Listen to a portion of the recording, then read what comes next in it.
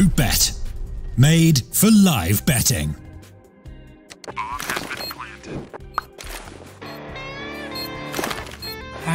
Cool, right? Want to know where I got it? Well, look, go to cs.money. It's a trade platform and a marketplace at the same time. Just choose, click, and get.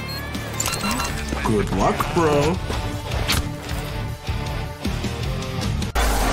Tired of CSGO skins?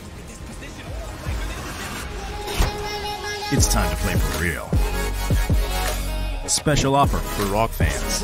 15% discount on gaming cases.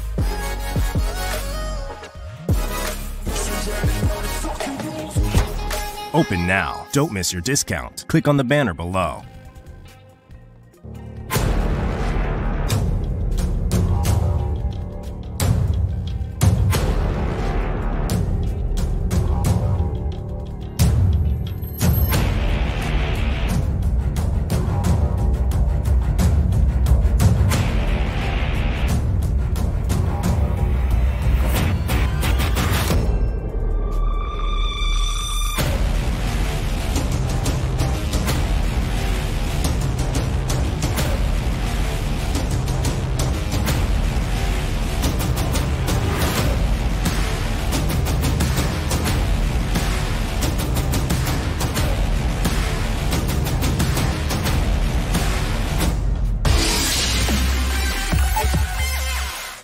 Some days I feel skinnier than all the other days.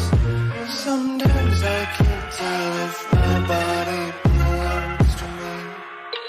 I love everything. Fire spreading all around my room. My world's so bright, it's hard to breathe, but that's alright. Hush.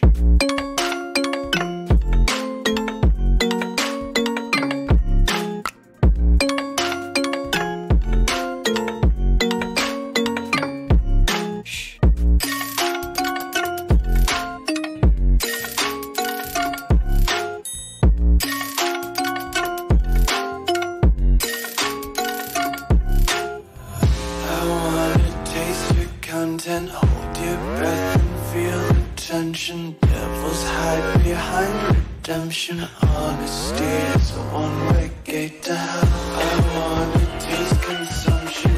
Eat faster to waste oxygen. Hear the children sing aloud. It's music till the wick burns out.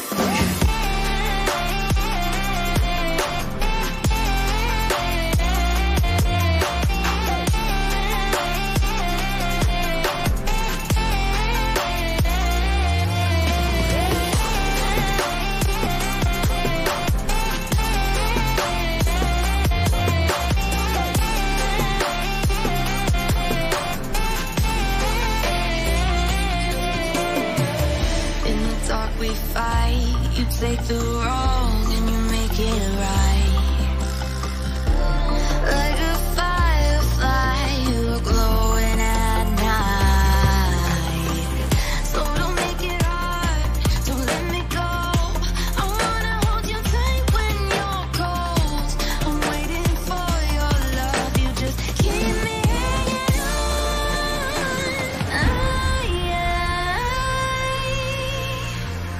I deserve to stay, and I will find my way.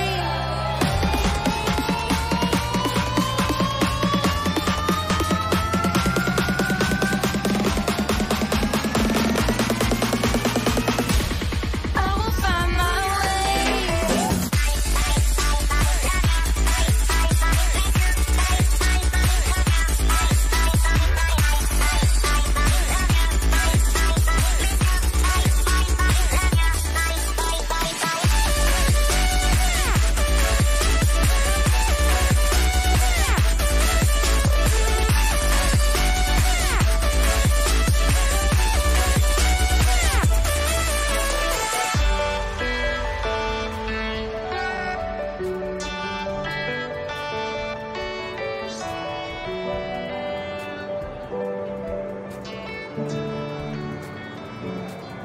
Varför jag växt var sägningen så klart.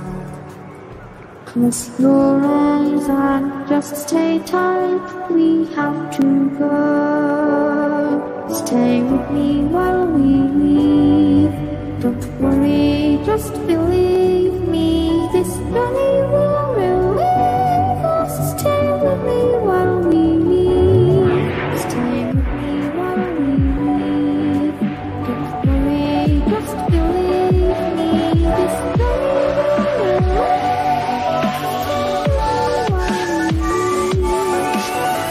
Stay with me.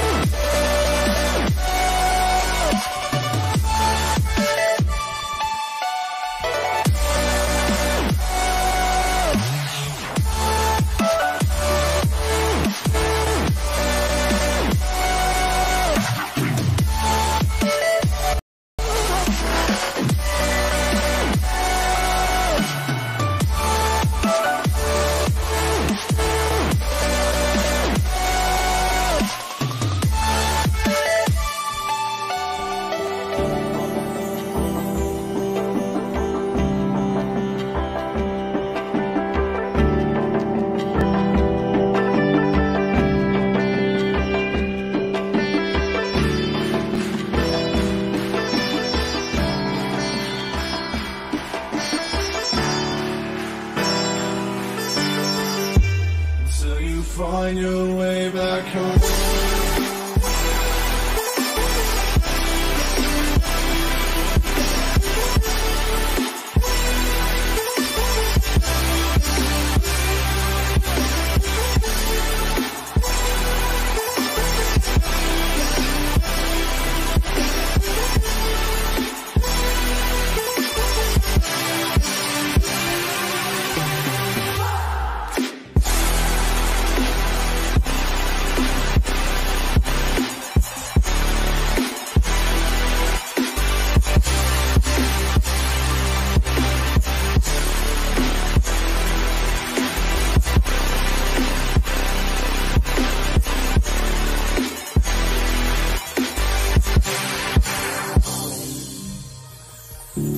Don't let me drown.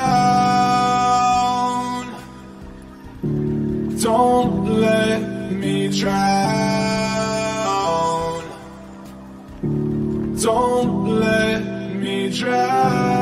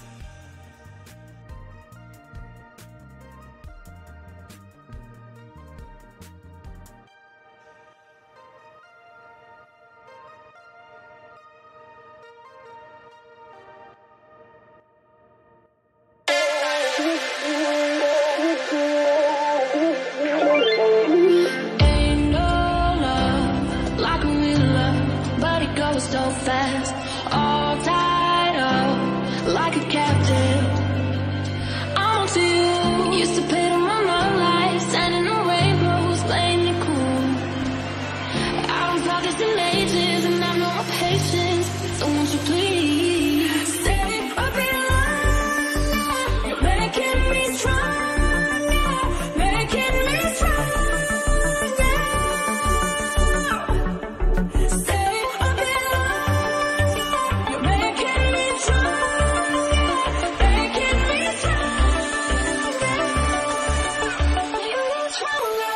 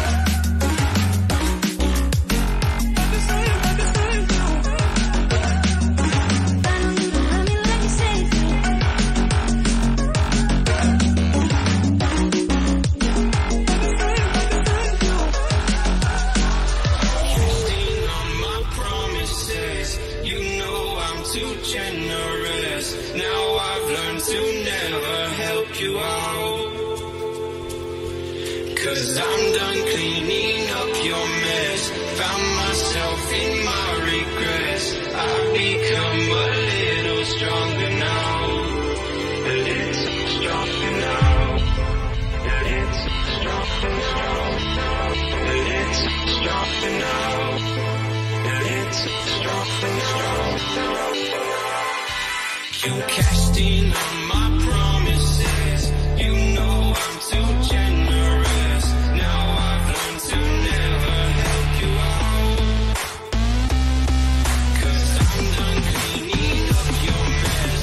Found myself in my regrets. I've become a little stronger now. A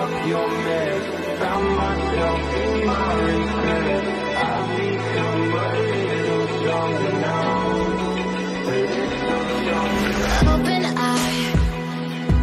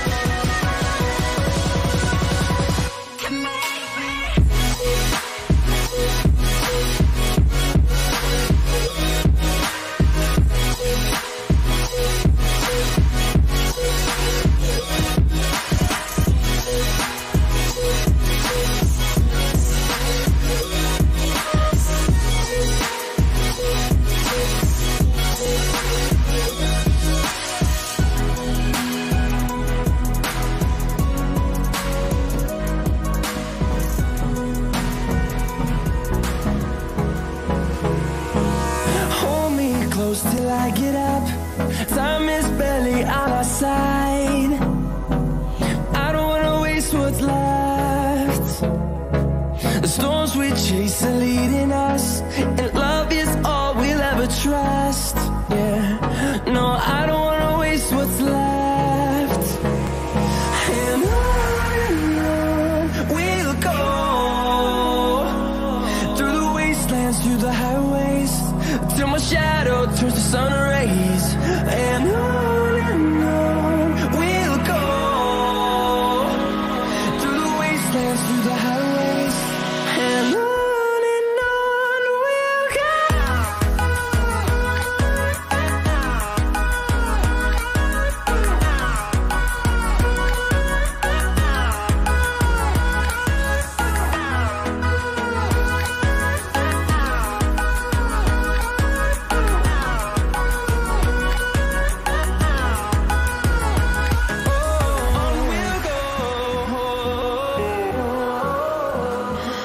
What does perfect even mean?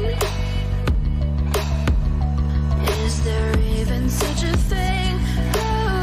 Ooh, can we switch up all the rules and imagine a utopia? Darling, I'm just so fed up with these expectations. They keep weighing me down. My heart is begging me to get the hell out of my head. I'm gonna live inside the upside down for a minute and pretend, honey, I'm a perfect 10. Whoa, whoa, honey, I'm a perfect 10. Whoa, whoa, and if I say it enough, it gets ingrained in my head, and I start to see, honey, I'm a perfect 10. Honey, I'm a perfect 10. Whoa, honey, I'm a perfect 10. Honey, I'm a, yeah.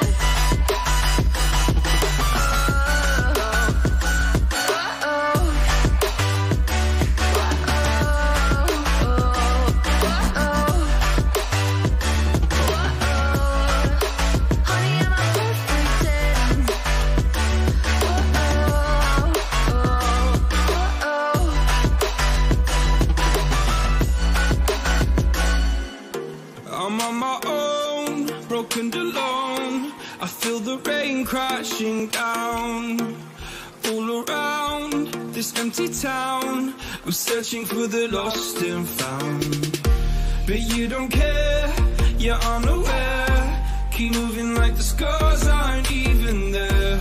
It's in the air like a blazing flare. Just stare 'cause the flames will burn us. I thought you were the one for me. That's why I gave you everything. Held you close by the stormy seas. Oh, you meant the world to me. I used to kiss your head when you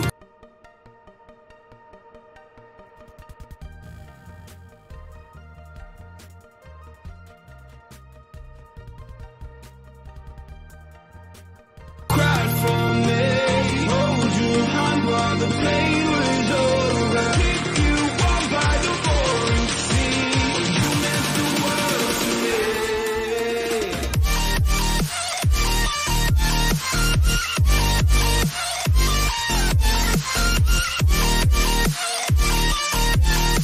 Oh, you meant the world to me.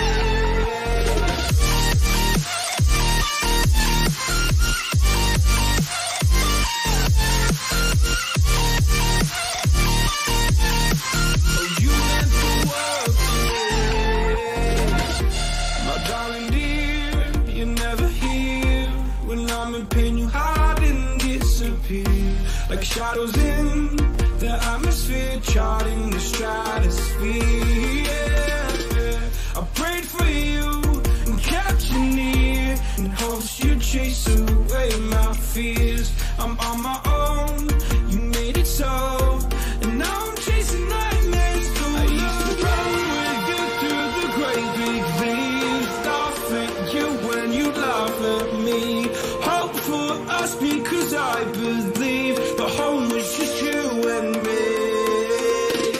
thought you were the one for me. That's why I gave you everything. Held you close by the stormy seas. Oh, you meant the world to me.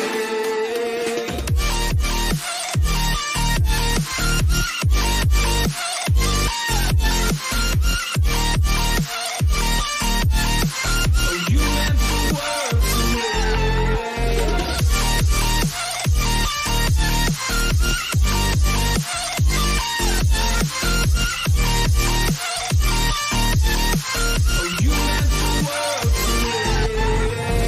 Do you remember how you held me then? Now you got me reaching out.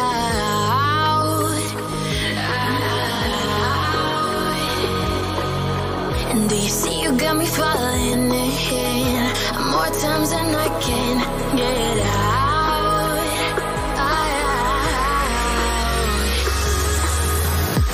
Down in the deep of my mind, I crawl for you and you're always in tight. Down in the deep of my mind, how long do I got to keep you, to keep you? Down in the deep of my mind, I crawl for you and you're always in tight. Down in the deep of my mind, trying so hard not to keep you, to keep you.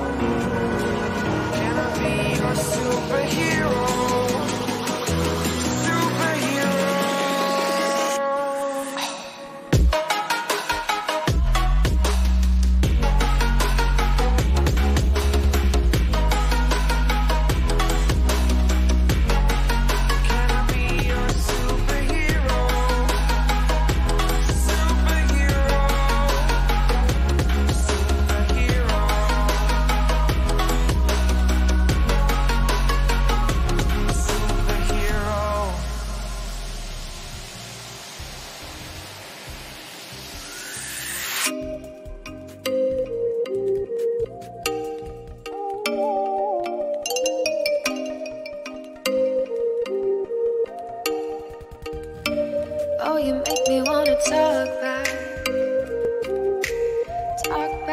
to you. Say it like that. If I hate you, then find someone new. Baby, but you know I never will.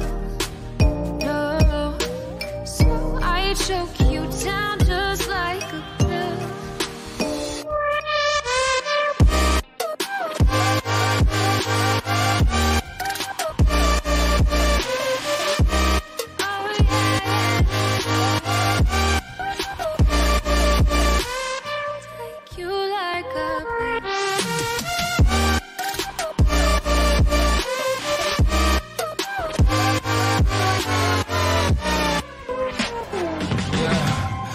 Never ever find the right words, and there's no way this is real life.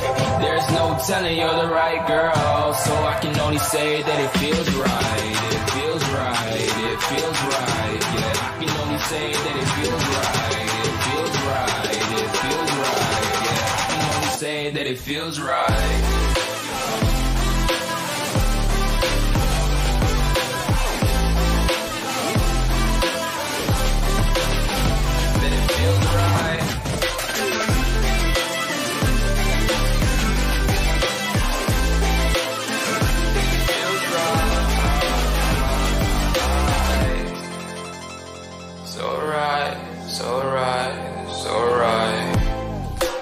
Going with the gut, never had a doubt, felt like this is just a must. Put me in perspective, I'm the deepest in the cut. Everybody tuning in, but this is just for us now. We know I ain't ballin' yet. Hoes wanna holler, oh no, I don't call them back. Girl, let me see you hold it down, we gon' have a blast. Cause I just wanna know what you gonna do with all of that. Ain't gotta say a word, I know what's up.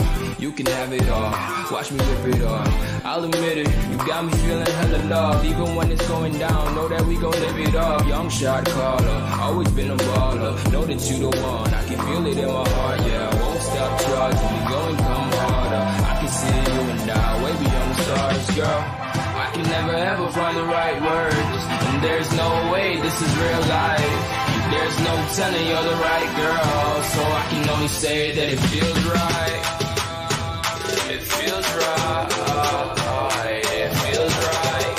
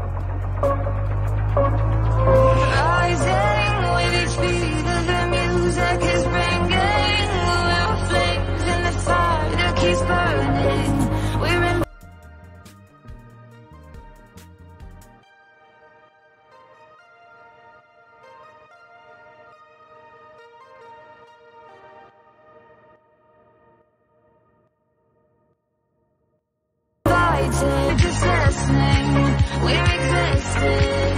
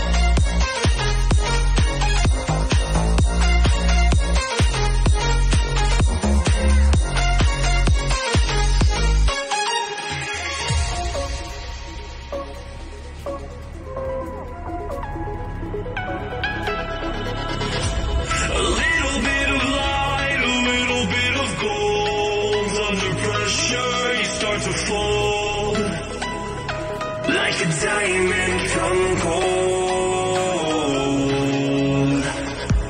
Maybe you are something I cannot define. Maybe you are the fallen kind. I leave them with violence, the silent side of me. We see where fire starts to breathe. When I was laying silent, the voice inside of me made me lose my mind right.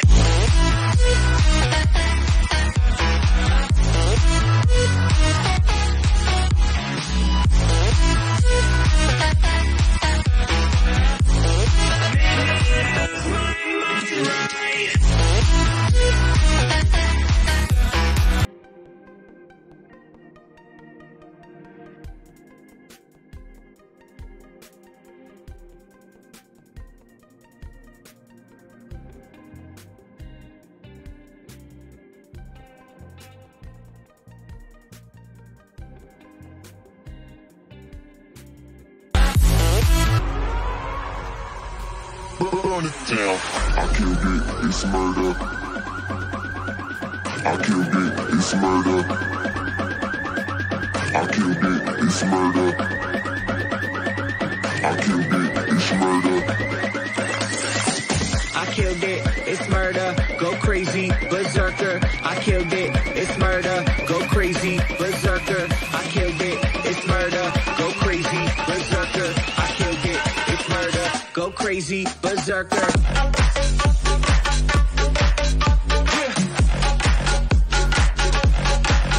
Show them.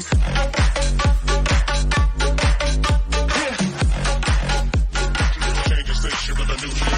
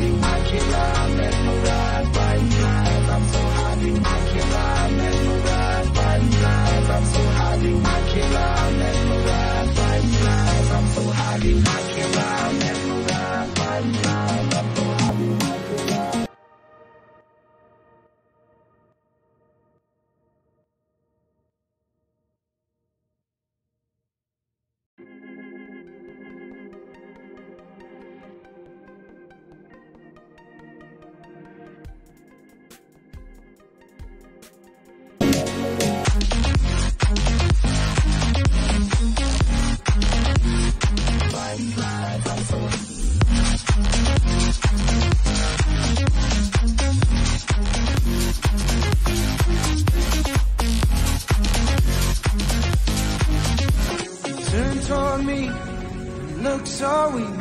I've never seen you with such tired eyes.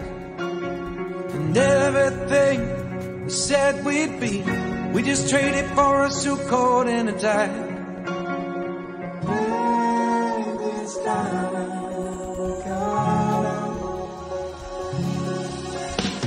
And underneath the rows of trees, I will see you where the ocean meets the sky.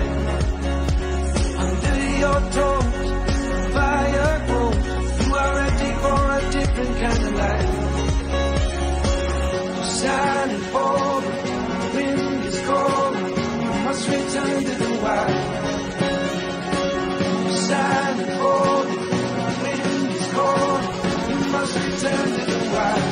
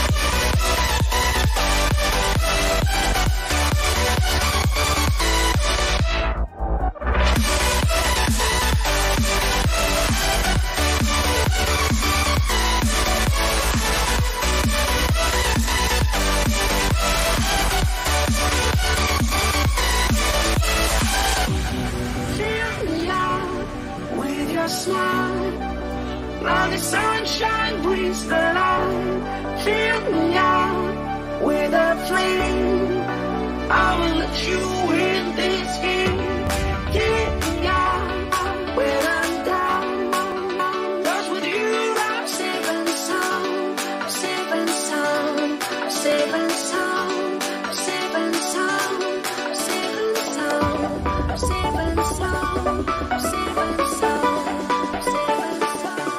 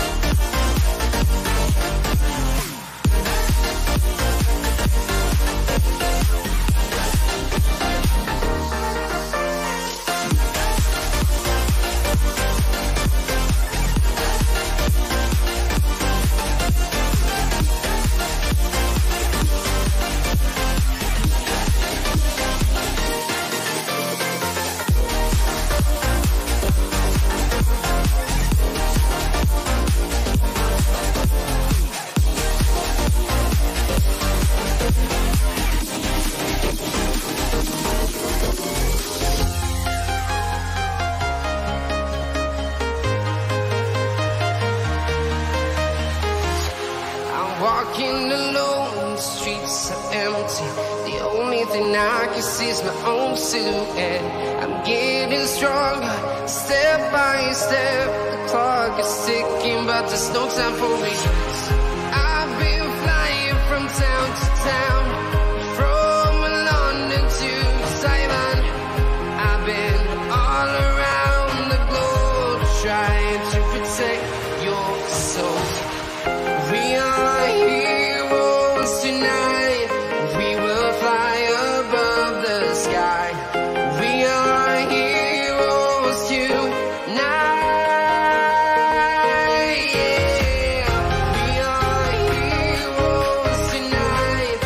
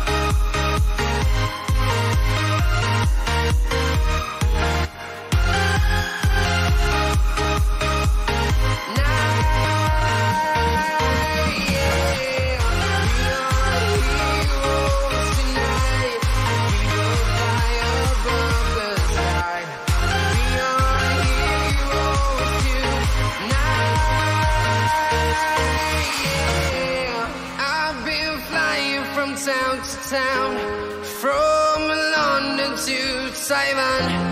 I've been all around the globe trying to protect your soul.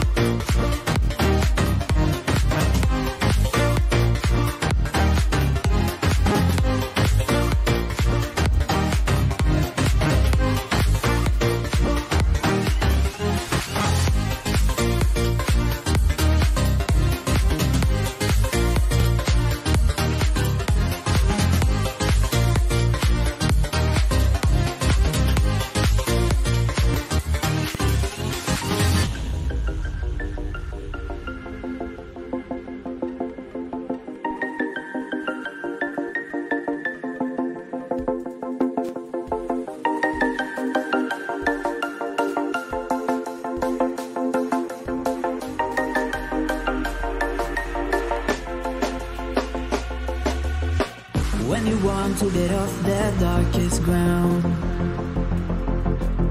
the gravity pulls you straight down. Earth from a bird's eye view. You should grow feathers and see this too. When you want to get off the darkest ground, the gravity pulls you straight down.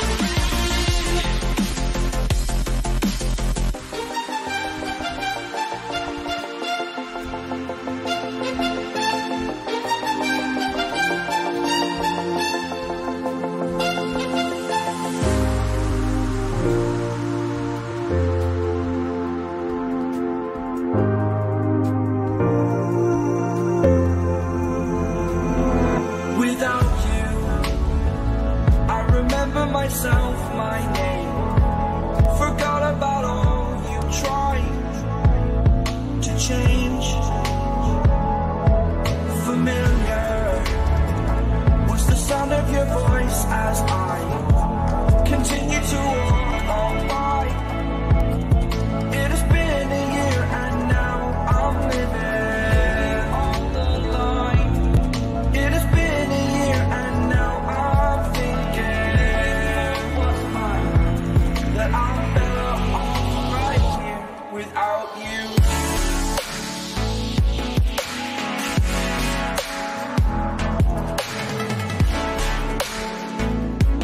That I'm better off right here without you.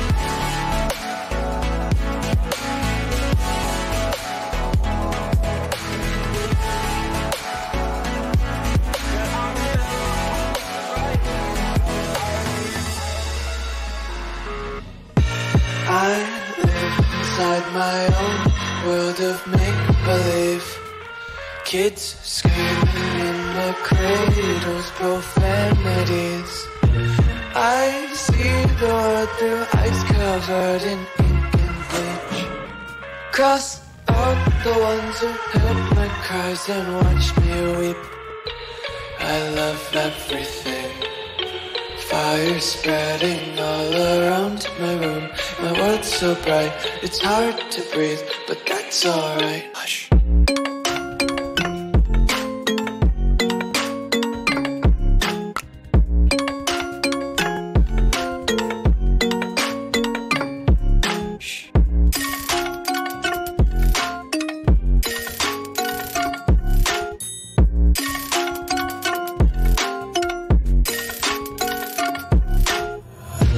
Tape my eyes open to force reality.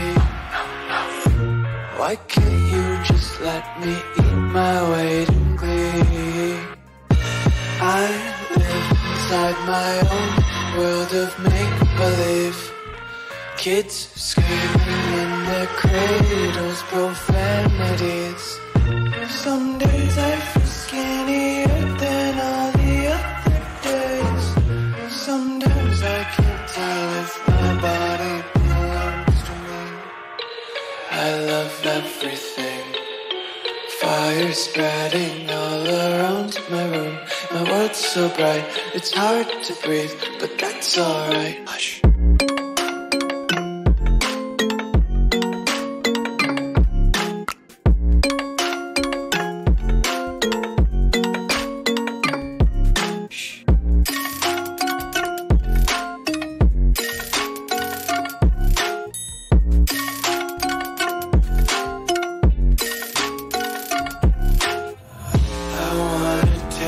Content, hold your breath and feel the tension. Devils hide behind redemption. Honesty is a one-way gate to hell. I wanna taste consumption. Breathe faster to waste oxygen.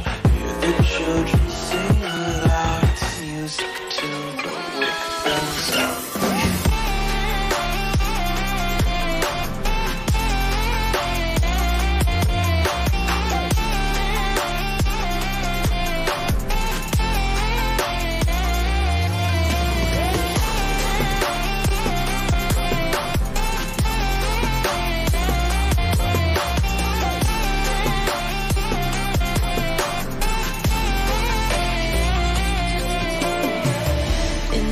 We fight, you take the wrong and you make it right. Like a firefly, you're glowing at night. So don't make it hard, don't let me go. I wanna hold you tight when you're cold. I'm waiting for your love, you just keep me hanging on.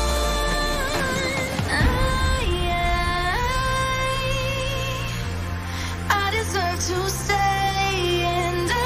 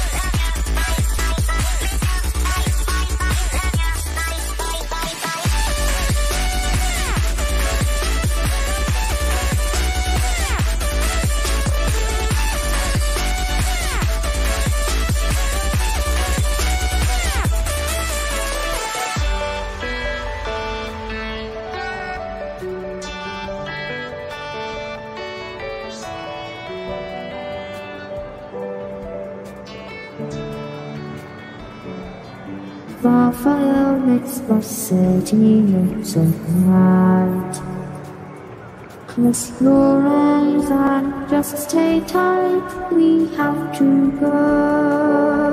Stay with me while we leave. Don't worry, just believe me. This journey will relieve us. Stay with me while we leave. Stay with me while we leave. Don't worry, just believe me. This journey will relieve.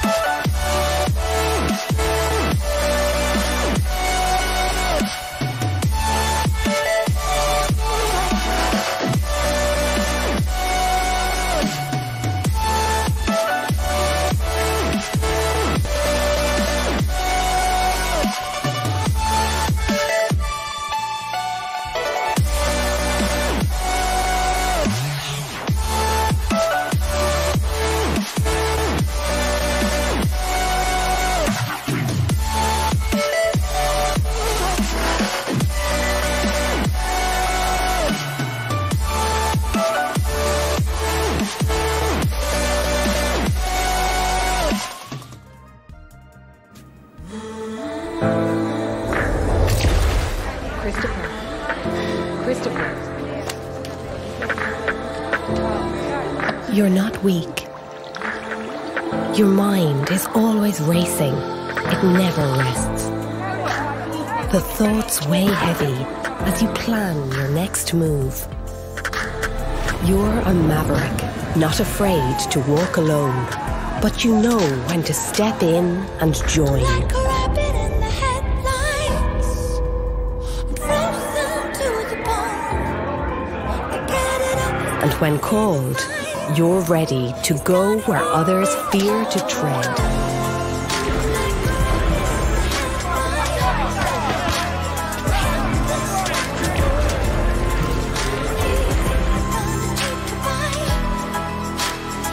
So let the earth quake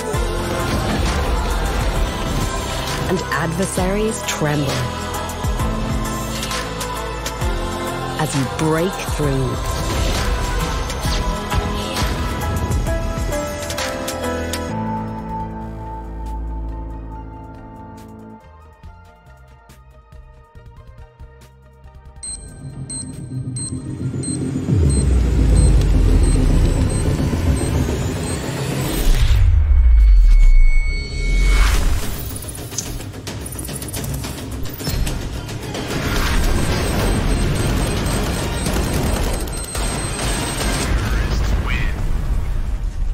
Loot Bet. Made for live betting.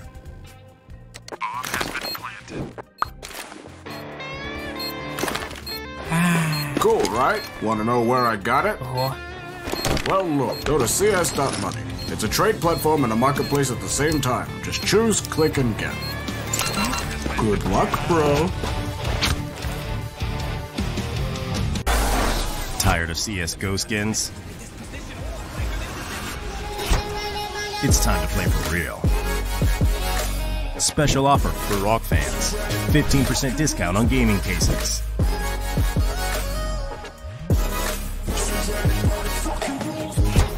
Open now. Don't miss your discount. Click on the banner below.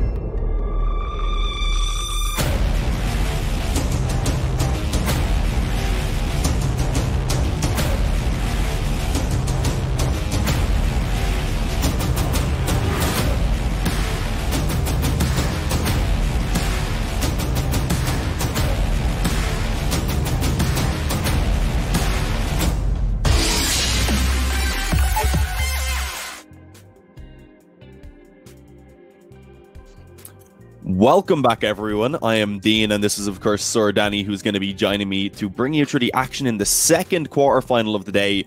It's going to be between Havu and Tori, and I think this could definitely be an interesting matchup. We had a bit of a one-sided affair during the first match of the day, sadly, but I think coming into this one, I could see this one being a bit closer. Yeah, this matchup here, it might just be a bit closer because, to be honest, this newest iteration of how they just haven't been looking that great. They have a new member in the form of, in fact, two new members in the form of Peku and Hootie, if I recall correctly. And I just must admit, you know, I've seen some of the matches where this new iteration of how it tend to play, and I must admit, I mean, the man Peku, you take a look at his stats, and the man's been in the red. He's constantly entry fagging, finding very little success, and in general, you know, the playstyle of how is just not looking that great. It's very loose, and it's looking pretty bad, if you ask me. Yeah, them roster changes as well, of course, kind of put a little bit of a question to the map pool, so we don't really know how they're going to match up against each other coming into this. Of course, for Tori, we don't really have a lot to go off of. I'm not sure if they're a mixed team and they just use that name every now and again, but of course they have played with this core in a couple of matches back in 2017, so not really anything you can take into account, of course. So I feel like it's kind of a little bit of an unknown for both sides. As you said, though, Havu, even just looking at their previous games, they've had in their last 4 best of twos they actually played. They lost 2-0 in all of them, and the only map I've seen them take anytime recently was one against Valiance, which is a pretty big map to claim, in all honesty, but it definitely doesn't seem like they have any real level of consistency, and I'd imagine, of course, that this is going to be the first LAN that they play with this lineup as well. Yeah, I think that's also pretty much the case, because I think Peku and Hootie haven't played in a LAN environment this roster just yet. They were just playing, you know, in the online competition, just like you mentioned. They did take off that map of Valance. I do believe that was Dust 2, in fact. But overall, I mean, the whole results for How they just looking pretty lackluster. And overall, looks like we are jumping into the game. And yes, it's going to be How starting things off here on the CT side, Tori here on the T side. We might just be able to see some early picks here from Slowly. So far, he's able to spot a couple of those players, but no kill working out just yet here for Halloween. In fact, Slowly still trying to take his fights. That's quite unnecessary, but he does end up landing the first shot, and of course, the refrag is there as well. Yeah, and with that's just going to be slowed down. Tori happy enough to get a 1-for-1 trade early on. They can go ahead and take their time now. Still 1 minute and 20 seconds, of course, on the clock, so they aren't really in too much of a rush. They can see if they can maybe gather some map control for themselves. Havu, on the other hand, what are they going to try and do is the question. You can, I guess, kind of just stick with the standard 2-2 split, or else you can attempt to try and get aggressive somewhere on the map. But it seems like they're happy enough to just kind of sit back. They're going to be relying on connecting these shots once the push comes in towards one of these bomb sites. And as we can see, of course, Tori, they are preparing to push forward on A. 50 seconds remaining, so if they wanted, they could still backtail towards that B bomb site, but without the banana control, it's likely that they will just straight up commit here onto A, and haven't made a lot of noise. It's surprising that the rotation wasn't called for a little bit earlier, but let's see if these players can hold it down quickly. In behind the smoke actually does manage to find that opening kill on Doto, but it will be traded back in towards the pit pretty quickly, and sadly caught off guard by Uli. That's going to be the bomb now getting planted. A man advantage for Tori, as it's going to be a tough retake for Hoodie and Zori, but they do at least have that defuse kit. Yeah, it looks like because of it, that's one of the main reasons they want to try to attempt the retake here, but of course, the Tori players are well entrenched here at the bomb site. Of course, I think if you're Javi, you still want to try to go for it. Of course, they are trying to make their way to the bomb site, but it's simply looking impossible. They took so much time to actually enter the bomb site that even saw one of the players, I think that might have been Wilson, trying to get a flank in, and yeah, I mean, that's pretty much it. Tori ended up picking up the very first miss round here, and it looks like we are seeing a pause being taken. Something tells me that this is a pause of a more technical nature more than anything. Yeah, you'd imagine. A tactical pause at this point would definitely be strange. I guess what we can do, of course, during the pre-game, we didn't get a chance to discuss the veto, so we can go ahead and give a quick rundown of that for everyone who's watching and maybe doesn't know how it's gone. So we can start off, of course, by saying that with Nuke and Overpass being the bans coming in, not too surprising for these two teams, having not really had too much, I guess, playtime as 5-man rosters, so getting out those two maps, that can be very difficult. Inferno being the choice of Tori, Havu coming in with a train pick, and then if needed, Mirage will be the decider. So I think it's definitely an interesting veto with the way it's gone. Train being there, I think definitely could be a toss-up. I don't really feel too confident in either side looking great on that one. I guess it's just about, again, the fact that we haven't really seen too many. Havu have decent results overall, but again, that was with a different lineup mostly. Yeah, that is true. It was a bit of a different lineup. And right, I must admit though, this probably is the weakest Havu iteration we've ever seen so far, because for those who may not know, I mean, back in the day, this roster used to host guys like Zen, like Sergey, like Alexei. You know, that was a pretty prominent roster, but I mean, right about now, this iteration, it's simply not looking good enough. We're always going to be able to see if they might prove us wrong here at the best of 3 series. We still got a lot more time to go here, but so far, the Tory players have taken over what seems to be banana control, and they have some decent presence there towards mid. But it doesn't look like they're attempting to push anywhere just yet. They got so much time to work with. Something tells me, maybe hoping for some Havu aggression, but that's not really the case. The Havu players are playing this one very safe, just holding on to their angles, and right about now, even saw a couple of the players peeking towards middle, but barely getting anything from it.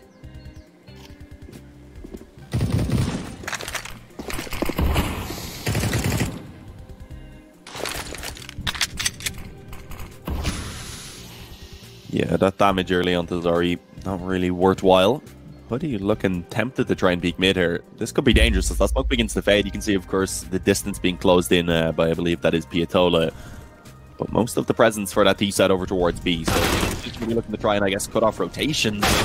Instantly takes down Hoodie. Trying it back by Slowly, but over on B now is where the action really begins to kind of kick off. They have to commit. There's only 14 seconds on the clock and they've slowed this down. And that's actually worked out as a little bit of a fake somehow. That can fall back off to the smoke and it allows them to actually cross over, but they keep Zori still alive. He makes 1 kill count, and that was actually all that he needed. There's no time for Tori to work with. Though actually lucky as well that he didn't go down after time right there. Otherwise, he would have had his economy completely broken. Of course, didn't get loss bonus. Has the Galil at least saved over alongside the AK that was saved elsewhere. And we can see, of course, Havu. You can see the highlighted player for this matchup being over on their side as it is Slowy. I think that's definitely worthwhile. He had some nice shots there in that previous round on the scout. Yeah, he definitely did his job. And I must admit, though, I mean, that's one of the things we have to note. Tory, they played that round way too slow. It was, what, 20-second mark or so. They began pushing on the B bomb site. One of the things that Havu did really well is keeping their utility to the last possible seconds of the game. I do believe they had around 3 players that are stationed on the B bomb site, and they all had smoke grenades. Thus, when the timer was taken ever so lower, they began deploying the smokes, and, I mean, what, 20 seconds or so left on the clock, Tory have to commit to the bomb site, and whilst they're pushing for the smoke, those are easy kills with the players that only have the pistols. So overall, that was a great round there for Havu, I must admit. The Tory players this time around yet again playing very safe, a bit too safe, but apparently that's gonna work out for them. This will net them at least 1 kill here for Julian, the second one for him. I wouldn't be too surprised if they might just commit here to the B bomb set instead of being able to take down Twixie any moment now. They're definitely gonna commit to this B bomb set as they taken out 2 defenders. The chances are there's probably only 1 more guy left, and in this case, they're going to be very much certain about that. The B bomb set is going to be either defended with 1 player, or it may not even have any defenders whatsoever. Of course, if you're Slowly, you're going to try to get some kills here for the smoke if possible, but ain't looking too good here for Slowly. The bomb will be punched in here for Tory. It is looking like a very good round for them. Indeed it is. Still a bit of utility in play. Those flashes going to be used to allow for the cross to come in towards Dark and the smoke towards CT to cut off 1 position. So this is going to be tough. There is at least that defuse kill in play for Slowy, but a scout and an MP9 to try and retake up against these rifles is going to be very tough. There's players on all sides of them currently, but he finds that first kill at least to start things off. If they had a smoke, this could be definitely doable, but I don't think it's going to happen with the position. CT and Banana, the peaks come in at the same time. And although Slowy's able to find a quick headshot on the scout, he is traded out, so it's Tori to go ahead and return the favor with a force buy of their own. And Havu now in a tough position as they do face a double eco, decide to reinforce themselves. Yeah, I think that's the obvious choice if you're Havu. You obviously ended up losing the previous round, so you don't really have the most amount of money, and now I'm confused. Oh, okay, that's much better. And you can see that on the left side, you know, the Havu players have gone for the full-on force by here, but it's obviously not looking that great. The upgraded pistol is some utility, sure, but I'm not sure if that's going to be enough to stop the players of Tory. But then again, we did saw a similar investment from the Havu side, and they did pick up a round, so who knows at this point. Tory, if anything, you're going to have to be very cautious in their approach.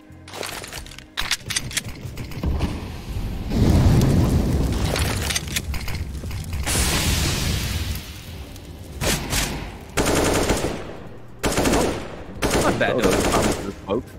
Nice little opening kill. Sorry, he's gone. It's a deagle upgrade for Twixie, but I think he would have preferred to have had the extra teammate to help him out. He just banana control coming in for now from from Tori rather, as we can see. And they have been successful in actually forcing Havu back off of his position. So this anti-eco's looking a little bit better. But again, they're taking their time somewhat. There's 45 seconds on the clock. Definitely favouring towards B, as we've seen before. But this time, as they begin that push, it's a little earlier. And of course, without as much utility, they have to try and win out these fights straight up. And that's tough against these rifles. So one player alive in the back of the bomb is kind of delay, but not long enough to scout in. Oh, I was going to say the scout in construction should be cut off and taken down. But Slowy is just so quick on that scout, ironically. I don't think his name suits him too well. Yeah, he could definitely use a name change. That's some good shots there from Slowy. And I must admit, well, at least the good thing is that, the scout is able to do some economical damage here for Tori. Of course, Dodo and Snowy will have to go for the reinvestment, that's for certain. But, some economical damage being dealt, that is, of course, better than nothing. The way things are going right now, Slowy can't even try to save here, apparently not. Tries to recommit and ends up dying here to the hands of Uli. The only player that's left alive here for Havu is obviously Hootie. Looks like he might just be able to save that CZ75 of his. Don't really think if any Detroit players will run him down. And that one CZ being saved, that's obviously not enough here for Havu. Something tells me it's just going to have to be another eco here for the CT side. If anything, it might even have to be a full-on eco. Yeah, and even with a full eco, they'll still be a little bit more limited on the buy than they'd hope to be. They are going to be getting about $2,400, so it's not terrible. They'll be able to get a bio for sure, but they'll lack a bit in terms of the utility and in terms of maps where that utility is extremely important. I'd probably say Inferno is the one where it's most important, especially for those smokes and the Molotovs, and then also you need flashes, etc., to be able to take that banana control alongside those smokes and Molotovs, and it's even just late round then to run out of time. So there's so many different uses for the utility that makes it almost as important as the rifle. Well, let's see. Can they at least make this costly? Maybe pick up a few kills that slightly boost their economy, of course. $300 per kill with the weapons that they currently have in their hands. They do have a knife in that back pocket, rather, that could get them a nice little chunk of money, but that's not easy to do. At this point, I think that's slowly they're stationed towards, seems to be the A bomb site, so he might just get lucky. He's not going to get a Molotov out of position. But overall, Tori, yep, they're definitely going to spot out slowly, of course. Wilson gets tagged up by his teammate just a little bit. That it's not going to be doing the most amount of damage for now. At least the Havu players are able to do some damage with their pistols.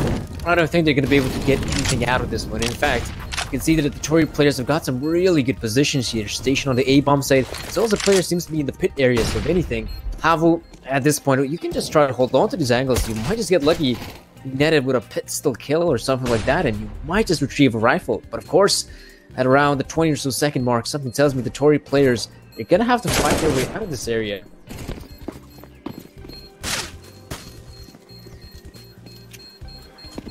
Yeah, Doto may be able to find himself a couple exits. Try and build a bank with that Mac 10, and this is probably what Havu would have wanted to have avoided. Not really great for team going over so much money towards the economy of Tori early on. You can see coming into this next round now, Doto, he doesn't have a weapon, but he should be fine. He'll be able to upgrade. Can easily buy something. That'll put him pretty low on money, but elsewhere they will have pretty much everything they could want. They have plenty of money in the reserve. They'll be able to get another buy if they do lose a round, and they're coming into this one with the up and everything they could ask for in terms of the utility as well being available. So Havu going to have a tough time trying to get themselves into this round, but they have a pretty solid buy themselves. No ops, they do have a couple of logs, which still gives them kind of that longer range capability. And we can definitely see that the Havu players are taking this one quite safe yet again. They don't have any aggression whatsoever. In fact, even the players stationed towards the banana, they're playing quite safe, except for one individual who is holding the corner angle. But overall, I think once he ends up seeing a lot of the utility being put his way, he might just have to play it a bit more safe. And overall, the Tori players, especially like Pietola, I wouldn't be too surprised if he ends up pushing here towards the balcony area, but I would say he have to have some of his teammates backing him up, at least giving him some pop flashes and whatnot for him to have a much better time entering the bomb site. So right now, positioning himself, taking the early fight, but Pietola ends up coming out on top. And with that kill, he's going to continue on moving forward. He's now in the pit area. things aren't looking too good here for Havu. Dodo's got the USP out, and overall, I think the USP might just be able to win this fight, but look at Crossbar being set up. It's not too bad here for Havu, but overall, it's looking much better here for Tori. They take down 4 individuals, and that's the A bomb site empty and ready for the taking. The bomb plant will come in. I think at this point, if you're Zora, you must be wondering what on earth happened there at the A site. Tori are just looking really strong to start things off. Havu having a tough time trying to actually piece together this defense, and right now being picked apart. Zori, as you said, left wondering what happened, and he's going to be waiting a little while as that bomb ticks away, because his goal, of course, is to save that AUG. Going to be just chilling back in the T-spawn, listening to, I believe, some classical music. If you swap over to me, you may hear the radio. We can get the observer to do so, because we can do it a nice soundtrack. Have you ever sang opera, Sir Danny? Opera, no, but no personally, but it definitely doesn't sound too bad. Definitely like a bit of a fan of classical music, so to speak. I was going towards that when I get you to try and sing some opera sometime for us. Nah, not on stream at least. My voice is way too deep though. Yeah, I need to have a bit of a deeper voice. Sorry, so I'm not going to be a very good opera singer. Trust me on that. What I can tell you though. That's not tough. That voice crack, that was not timed. Let me tell you something, that wasn't timed, but it just happened, didn't it? Yeah, it happened, alright? I'll get more tea into me, I'll be fine, don't worry. But yeah, this is not looking good for Havu. Are you worried for them at this point? Because I certainly am. Yeah, I'm quite pessimistic, to be honest. For now, the Tori players are looking very solid here on the terrorist side, and from what I've seen, Havu, I haven't really seen play Inferno too often, even though it is a map. Wait, let me take a look. It's a map that they kind of end up playing. In fact, now that I take a look at the HO3, apparently they have barely played this map. So in fact, this is looking too good here for Havu at all. If anything, they definitely could have used a good start here. But so far, the Tori players are showing up to be a much better squad, and Havu is just left scratching their heads like, what is going on? How on earth are these Tori players with a pretty funky logo, I'm not gonna lie, are able to decimate us here on the CT side? I'd buy Tori stickers, just saying. Make it to the major. They're good, right? You have a Finnish man, which I presume that's a Finnish man, waving a Finnish flag, shirtless, and also has got a beer can in his other hand, so that's quite the logo. It is. It's very eventful. I would definitely put that on all my weapons. But yeah, as you said, this is definitely could be a tough one for Havu with the fact that they don't play this map. I believe HLTV actually said they have 0 maps played on Inferno in the last 3 months, so it's definitely a map they're not too familiar with, maybe one that they haven't got around to practicing with this 5 yet. So I guess you can still, because of that, keep some hope that going on the train, maybe they can go ahead and have some flashbacks to their old level and be able to actually show up on train and maybe carry that onto Mirage, which is a map that they do play a lot, although they don't have great statistics on it. Let's see, can they make this round costly? Can they get some kills out of it, keep the economy low over on the Tori side? It seems like the answer is a maybe, as they do actually find 1 kill. They have that AUG pushed up close on the A-bomb site as well, so that's very doubles down to at least stop Doto. But the trades are coming back, and they do again begin to favor that T side. And it seems like definitely this A-bomb site has been a bit of a weakness so far. A lot of the times Tori have just been able to walk on for free. And it goes to show yet again. The state bomb site defense was overwhelmed pretty quickly. I think they might have only had that one guy in the form of Zora there, who we saw him getting the first kill, and then I think he realized that this might just be an A-bomb site push, so he repositioned himself back at the A-bomb site. In fact, the Tori players didn't really anticipate him to be there, but even though he ends up getting himself 2 kills, that simply just was enough for him to win the round. And we do get to see that Havu go for a bit of a switch up here. They have Peku and Zora in the sniper rifles, of course.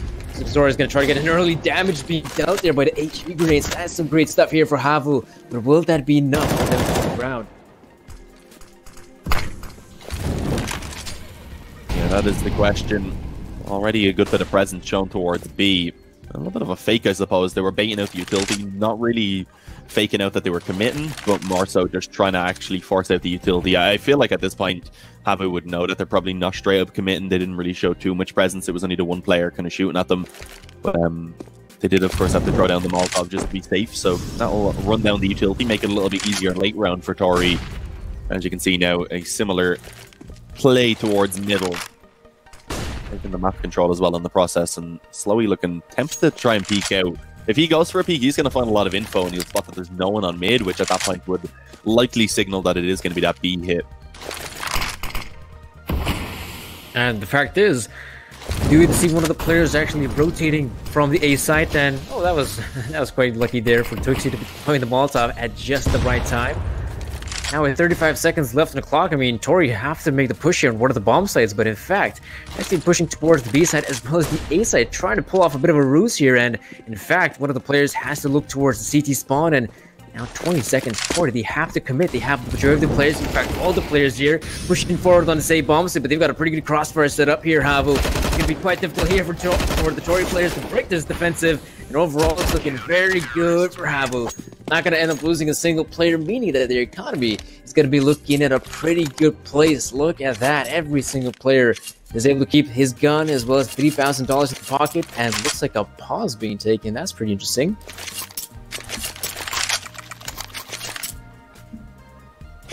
Yeah, it's probably a pause by Tori, because they have enough to just get one more buyout before they could be forced down to an eco, so they want to make sure now that they can actually keep this lead to themselves. They want to immediately get a reset. They know, of course, with 5 having survived for Havu, that they're going to be up against a great buy and there will be some money left in the bank. But it's not actually amazing, because they had to reinvest into all that utility. Tori were aware, of course, that they had ran down quite a lot of that utility, so they are going to be looking to try and instantly return it. And not really allow for Havu to get their feet on the ground too solidly. An instant reset, of course, always going to be very nice. But here we go. It has been, of course, removed. We're resuming the action now. It is going to be Tori looking to try and see what they can find. The op's not going to be in play this time. It could have been purchased up, but Uli decided to go for the Krieg, so it seems like they may have a bit of a faster approach in mind. Yeah, with them now having the rifles here, Tori, that's definitely a possibility. I'm not sure if they're going to be pulling it off just yet, but you're going to see Petola, gathering some information towards the apartments. I think he also has his teammate backing him up. Overall, the way these Tori players are positioned, I wouldn't be too surprised if they end up pushing the A bomb site. And overall, as the push at least is taking its place towards middle, you do get to see that Havu players have also pushed up towards Banana, so they're definitely anticipating this could be a push. And when you look at that, the Tori players are now wrapping around the bomb site. In fact, I'm not really sure who it was, but he Molotovs himself out of position. Slowy and both Hudi are taken down. This means that the A bomb set has fallen. There's one more player here. There's Peko, and he's no more. Zora alongside Twixie, the two B-side defenders. I think the choice is obvious. They have to go for the save here. There's really no need to try and attempt the 2 versus 5 retake, as you're gonna get easily shut down, I'd say. So yeah, if you're Zora, if you're Twixie, just go for the save at this point. Stick together, try to save your guns, and just hope the Tori players won't try to hunt you down. Personally, I think Tori shouldn't really bother hunting, just because they themselves don't really have much money. It's still relatively early in the half as well. There still could be a chance that they could get their economy broken and allow for Havu to pick up a few rounds off the back of it. So they're just going to look to carry over all 5 back themselves. And off the back of that, it will be Zori and Twixie to carry over that op and an 8k. And it is going to allow for them to actually buy again, because Hoodie can buy for himself. Slowy can go ahead and pick up a weapon as well. He'll likely drop that over to Zori in return for the op, you'd imagine. Or will he do so is the question. No, actually going to seemingly stay on the AUG. Allow for Zori to see if he can work the op instead. Maybe see if he can try and find an opening pick based on a spawn. He is indeed bringing it over towards B, but seems to be keeping it a little bit more passive. Yeah, this looks like he's going to be trying to get any opening kills. I think Slowy's got to be quite careful here, as I think he's also getting wallbang there for the wall. If you're Slowy, you're going to be very careful, and the fact that he ends up just retreating, playing passively there in the mid. Overall, oh, really, that was actually quite close there on the Twixie. I must admit, though, the Tori, well, players are going to be playing quite safe, it seems like. Not going to be going for any more fights at this point, even though we did see some early confrontation here in the apartments. They themselves are being very careful in their approach. They want to make sure there's not a single player hiding here at the apps. And I think as, well, maybe the 30 or so, 40-ish second mark ends up hitting, we are going to be seeing a full-on push here into the banana area. That is where the majority of the players are stationed here from Tori. If anything, they will have to go up against the sniper rifle here of Zora, and Zora, he himself, will have to be very careful in this position. Yeah, he took a poor time in to actually drop off the wall there as well. He's going to find one quick kill, finds a second on the wall actually. Being traded back on. Will now give a chance for the team to actually advance onto this B-bomb site. Through just quite a bit of damage. Delays at least a couple of seconds before that bomb eventually goes down. And as you can see, that allowed for Habu to set up now for the retake. There's already 3 players in position. Probably looking right in from behind on Banana, but is he even going to be needed is the question. It's already been cleaned up. There you have it, the final kill comes in. Twixy with a quick headshot. It is going to be a 3rd round to be found for Habu. Plenty of time for the defuse. And they even go ahead and recover that second off to be dropped back over to Zori. That's how he was also able to find one for his own use. Counter-terrorists win. I'd say that it was really important for a player like Zora in that position to get at least 1 kill. Imagine if Zora ends up dying there, not a single kill being taken. Suddenly, that's an empty B bomb site for Tori to take. And with them taking over the B bomb site, that could have been a 5-4 retake for Habu. And at that point, I'd say that's a very difficult to retake. But they did show us, they are a proper team, that they are able to do some very solid work with the retakes. That was pretty good stuff from them. Didn't end up losing a single player after the death of Zora. It goes to show that this might just help them boost their economy just a little bit more. Overall, the Tori players, yet again, being quite safe with their approach, and it's quite an interesting angle there from Peku. But I'd say he's still got to be quite careful here, as definitely spots at the feet there. Not sure if he's going to continue on holding the angle, but definitely knows that there are some guys in the apartments from the Tori side.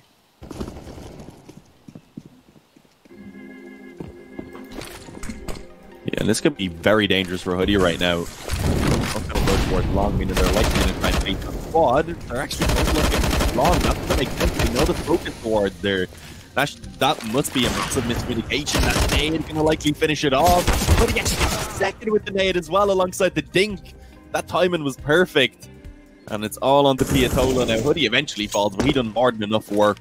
The question is, can Piatola manage to do a lot of work himself? He has a lot of weight to carry on his shoulders. 1-3.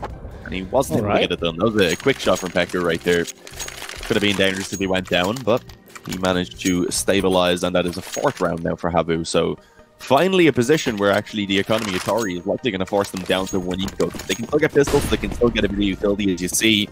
So there's still definitely a chance for them to try and at least make it a costly round, rather, and actually do some good damage. But it's likely a 5th round for Habu. Oh, bit of a nade exchange here, Banana. And it looks like, yeah, this just have to be a 5th round here for Habu. Never really going any other way, as Twix, in fact, will get the ace. With I think 3 of those kills being on the back of the HE being deployed. And overall, that was yet again a clean round here for Habu, helping out them in the economy game. As we do get to see Tori do end up making an investment, it's looking pretty solid, you can say. They have the rifles coming through, they also have a bunch of utility. The way they've been playing some of the rounds here on the T side, they have been relatively slow, so it is quite imperative for them to be having said utility. That's going to be helping out them to acquire this map presence, and it looks like Twix is definitely anticipating the player to be close by. It's a good thing that he does have his teammate Zora to back him up, and this utility being deployed, yeah, that's some good nade damage being dealt here by the Havu side, but Snobby, he might just get the better of both of these players. That's the B bomb site open for business. Now they can continue on with their push. Gotta be able to plant the bomb any second now. And that's going to be, or at least it should be around here for Tori, as Havu will have a very difficult time with the retake.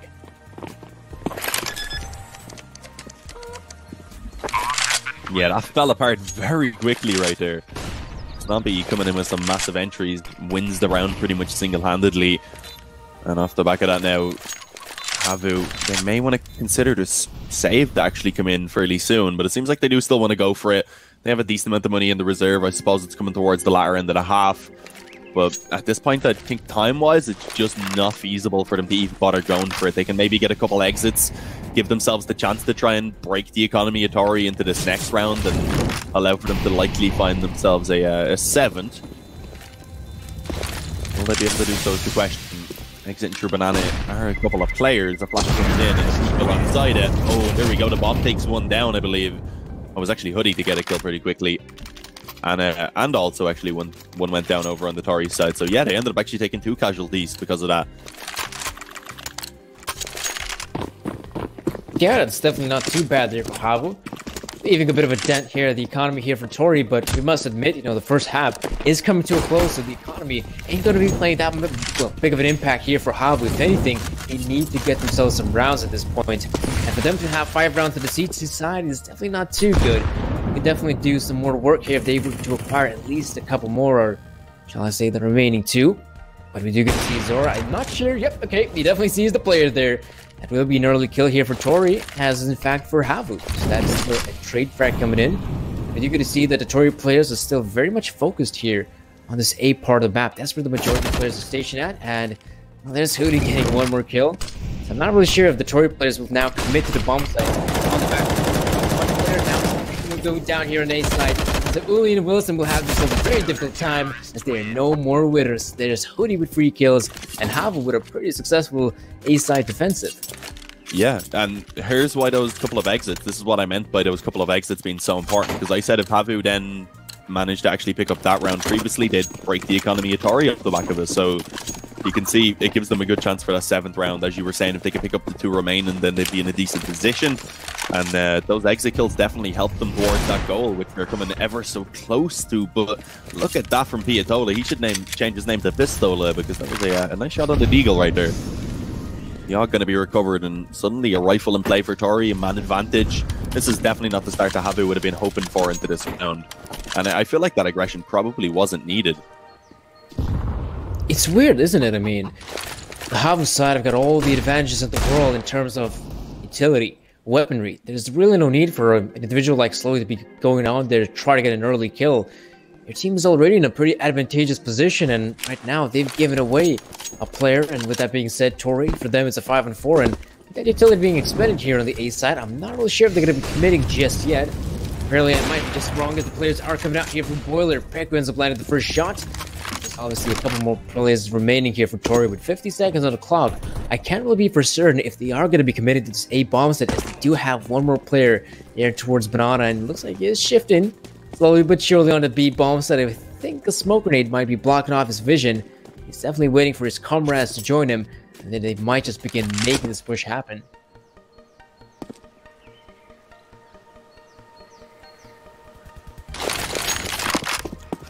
See how this commitment goes for Tori. Could still get a little bit dangerous. Some utility in play. Flash to try and delay. Oh, and actually Peku able to just come in straight from behind. Finds a quick kill on Piatola. So now this is going to get really bad for Tori. 11 seconds of the clock. There's still a player towards construction for them to deal with as well. The smoke should allow for them to plant. But Wilson, he's taking his time. Fully going to be able to actually find one. But there you go. The bomb plant denied. And off the back of that, it will indeed be a round win for Havu, as they take it 7-8 at the half-time. Tori's still going to be very happy with those 8 rounds, of course, over on the T side. It's definitely not a bad half by any means, but they probably could have found a little bit more. Maybe that could be in the back of their mind, the fact that, of course, Havu did get a good recovery, but with that pistol round being so important now, this could still really go either way, I'd say. Yeah, this game is still very much on the table.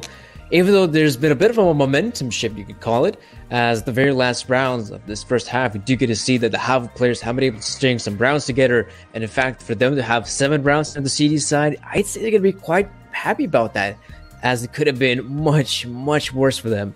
So overall, yeah, this matchup is still very much on the table. It's going to be quite difficult to say whether Tori or Havu can actually run away with this first map here of the best of 3 series. But for now, so we're going to be seeing a bit of a switch in the sides, and I'd say for a team like Tori, which seemed to be just a mixture of players, for them now being on the CD side, there's going to be a lot less thinking. Now, it's just going to come down to the raw aim. How well can they actually hold off any pushes here from Havu?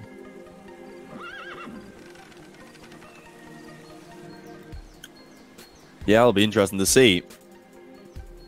This is where perhaps the preparation of Havu could maybe make them fall off a little bit further. Of course, as we said, they haven't played this map in the last 3 months. We don't know how much they've practiced it with this 5-man lineup. And the T-side is definitely somewhere where preparation is much needed. This is an interesting pistol round. The fact that both teams have just gone for full Kevlar, there's no kits, no utility on either side. It's going to be, I would expect a brute force approach coming in from Havu. It looks like that's definitely going to be the case. Already just charging straight up mid. Wrapping in around through long, with a player through apartments as well. It looks like a split to the A bomb site most likely. Although they are going to be looking to try and get some players towards library. Eventually, the push is coming in. to be able to find one. The trade do manage to come back, eventually going in favor of Tori. A little bit of a struggle there for Piatola in the pit.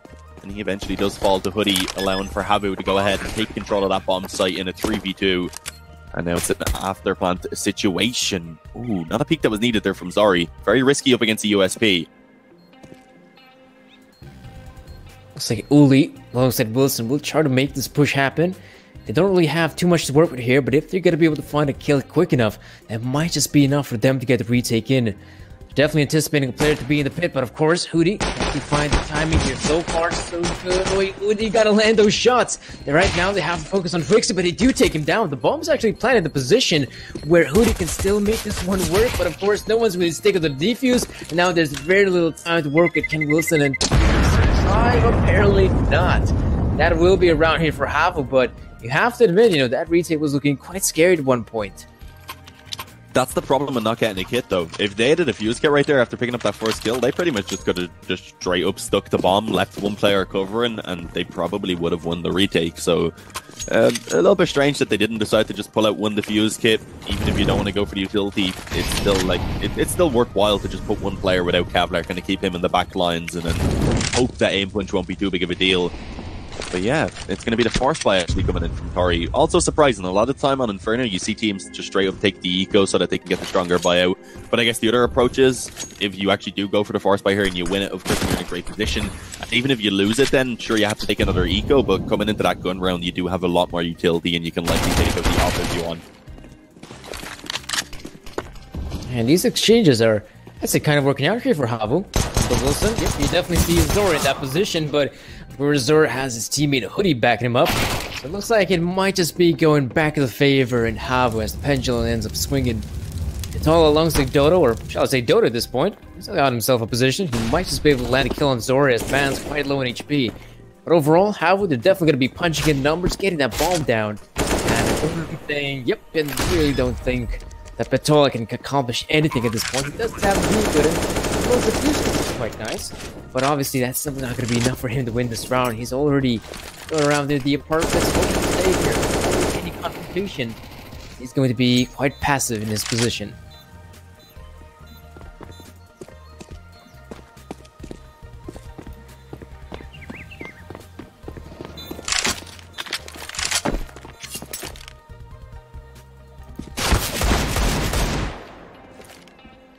Nice attempts. The nade. Nope, not gonna get the finisher. So it looks like they did find out the position here of Petola, but I'm not really sure if they're gonna be planning on going into the apartments as well, as I mean, it is quite a deadly weapon in the long range distances. But also in the short distances, if you're just able to spray with that deagle of yours, that might just net you a kill or two. But here, Petola ends up saving the Deke. As you might see, the Tory players for them, economy is in shambles. Just have to go for yet another eco. Yeah, as I said, that would be the case if you don't win the force buy, you have to go for the eco, but it does mean that coming into this next round, I believe they get $2,900, so it will be a pretty strong buy for themselves. They could definitely be pretty happy with, but let's see.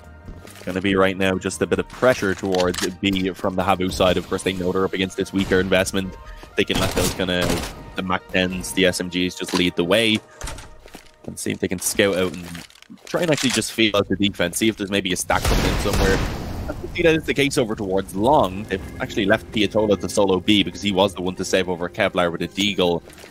And with him finding the opening kill now, they know that the one of the likely only upgraded pistols, or at least the most equipped player, is over on that B side of the map. And because of that, they're going to go back now and could potentially walk into this stack. They weren't going towards Long, so maybe not. But the beat came in, allowing for some damage to be found. Zari recovers, but just barely on 18 HP, rather. Piatola again being the only and this time around, he's not going to be able to save it. Hoodie just shuts him down. And it's double digits for Havu. A great recovery, considering at one point it was looking almost hopeless for them. I think they may have been down 7-2, if I remember correctly. Yeah, pretty much. It was 7-2, and right now they've reached double digits. They're 2 rounds ahead of Tori, and you must admit, you know, maybe they finally gonna be able to pull themselves back together As you know, the first half, you know, they're playing old land, so it is important to note that maybe they just weren't too comfortable at the chairs and whatnot, weren't able to find the best positions of sitting. But now, you know, they're feeling much better here. The Havu players are much better here in comparison to their first half, and the way things are going, you're going to see the Havu players putting themselves a decent amount of players in the apartments, oddly enough. Something tells me that this might just be a bit of a faster play, more so than we're used to. Dodo, Slowy, looks like he had no idea about the positioning there of Snobby, and Azora as well as Peku finding kills. Look at this, the 8 bombs is now completely empty. This is the opportune time for Havu to plant that bomb. And as we do get to see the Tory players, Lee and Wilson, they're already backing away. Gonna continue on holding their angles in the B site. They're not going to be trying to find any of these confrontations with the Havu players.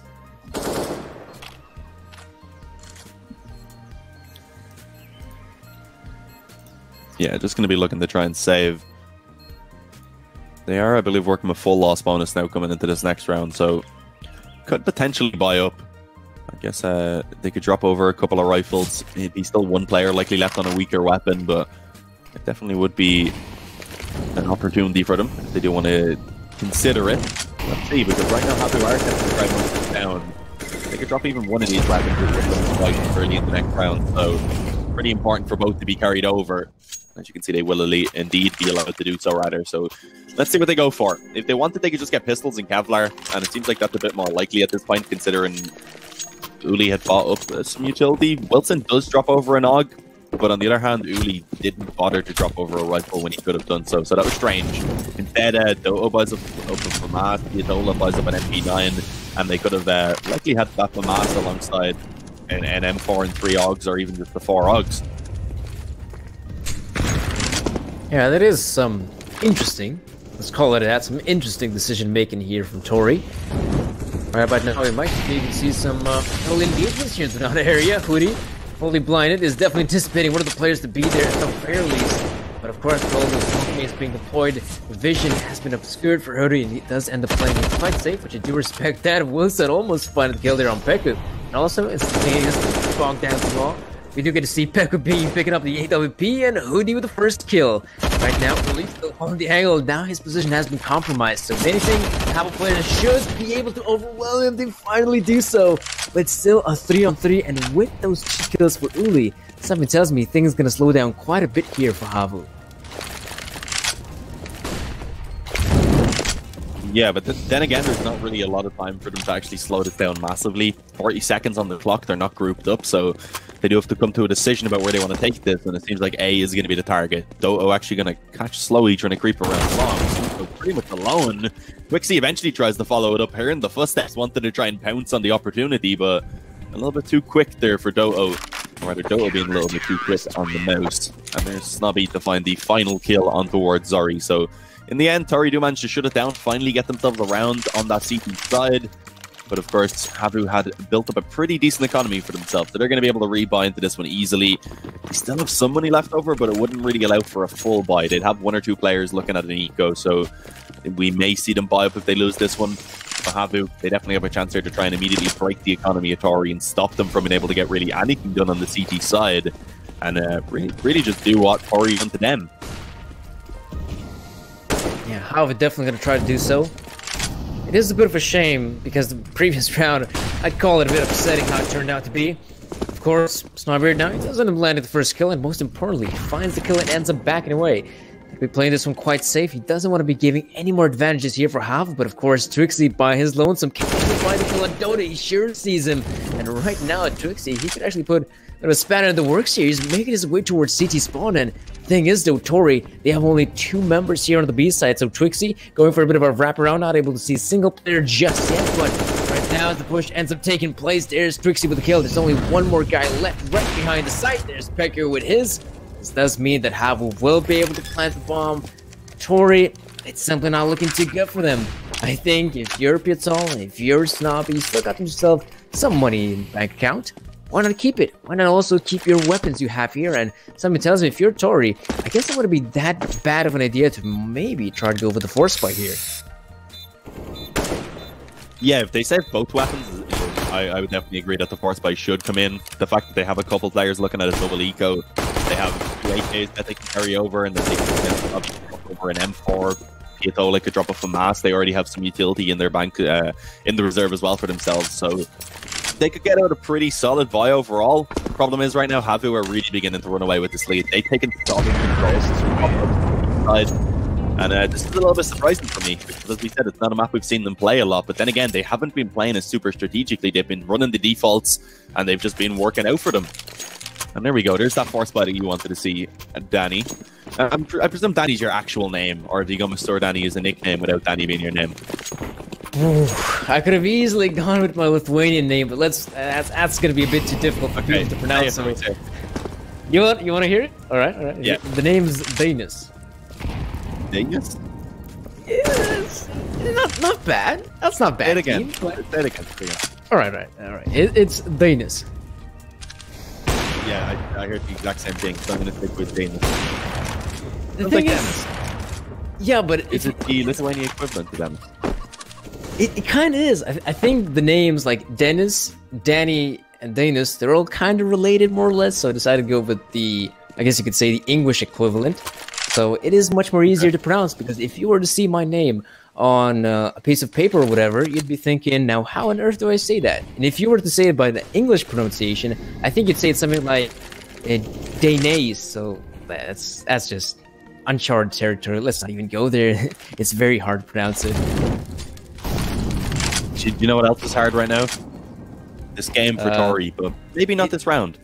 Yeah, maybe not this round. I mean, it all ends up burning Pekka to a crisp. The way things are going, are we now just going to be committed to this bomb set, or will they, in fact? A bit of mind games coming in. It looks like it will be just a fake here.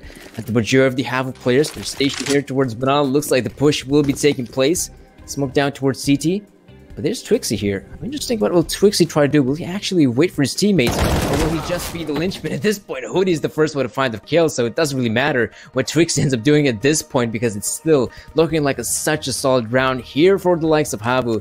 10 seconds in, yeah, enough time to get that bomb plant, and of course Twixie still going to be holding things down in CT, and don't be too surprised if Piatola may not anticipate a player to be there, but clearing out the angles, actually ends up finding the kill, but it's still a 2-on-3 scenario. Oh, make that a 2-on-2. Piatola very quick on the trigger.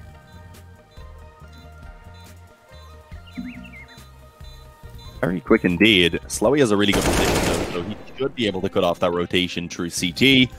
And as we can see, Doto is absolutely miles away. He may as well be extinct. But yeah, it's a tough position now. Tori losing another round, forced by not working out for them. They're going to be in a spot now where you have to take that one eco, allow for Havu to go ahead and get another round onto the board and bring it up towards 14 already. And then, of course, from that point forward, Tori will have to play pretty much perfectly. They won't be able to let one round go, or else the best they can do is overtime. And just look at the odds right now.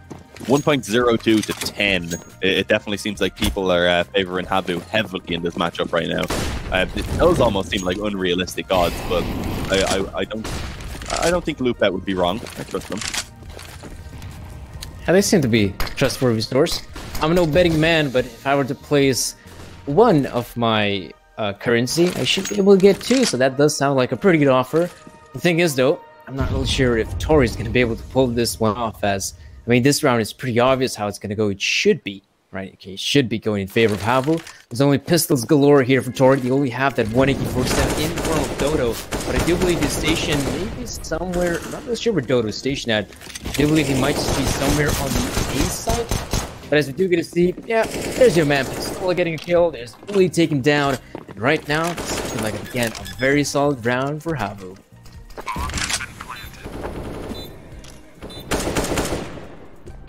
Ooh, Twixie. Up to the pixel angle there on the lobby. That's going to be indeed a 14th round for Havu, as we pretty much expected. If Doto can save the AK over again, that'd be a pretty decent recovery. Would allow for a bit of extra utility to be brought into this next round. And of course, as I said, Tori's going to have to really take it up a step now and play almost flawlessly here on this DT side if they want to be able to actually have a chance to come back into this game. Havu going to be able to actually survive with 5 players in this round as well, just bolstering the economy that already looks pretty strong. Not ideal. Oh, there you go. No weapon to be saved over. All 5 players do still survive for Havu.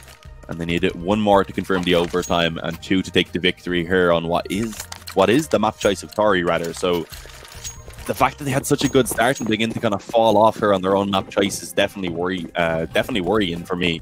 And again, with it being one of the weaker maps on paper for Havu. I think the word to describe the situation here for Tori would be tilt.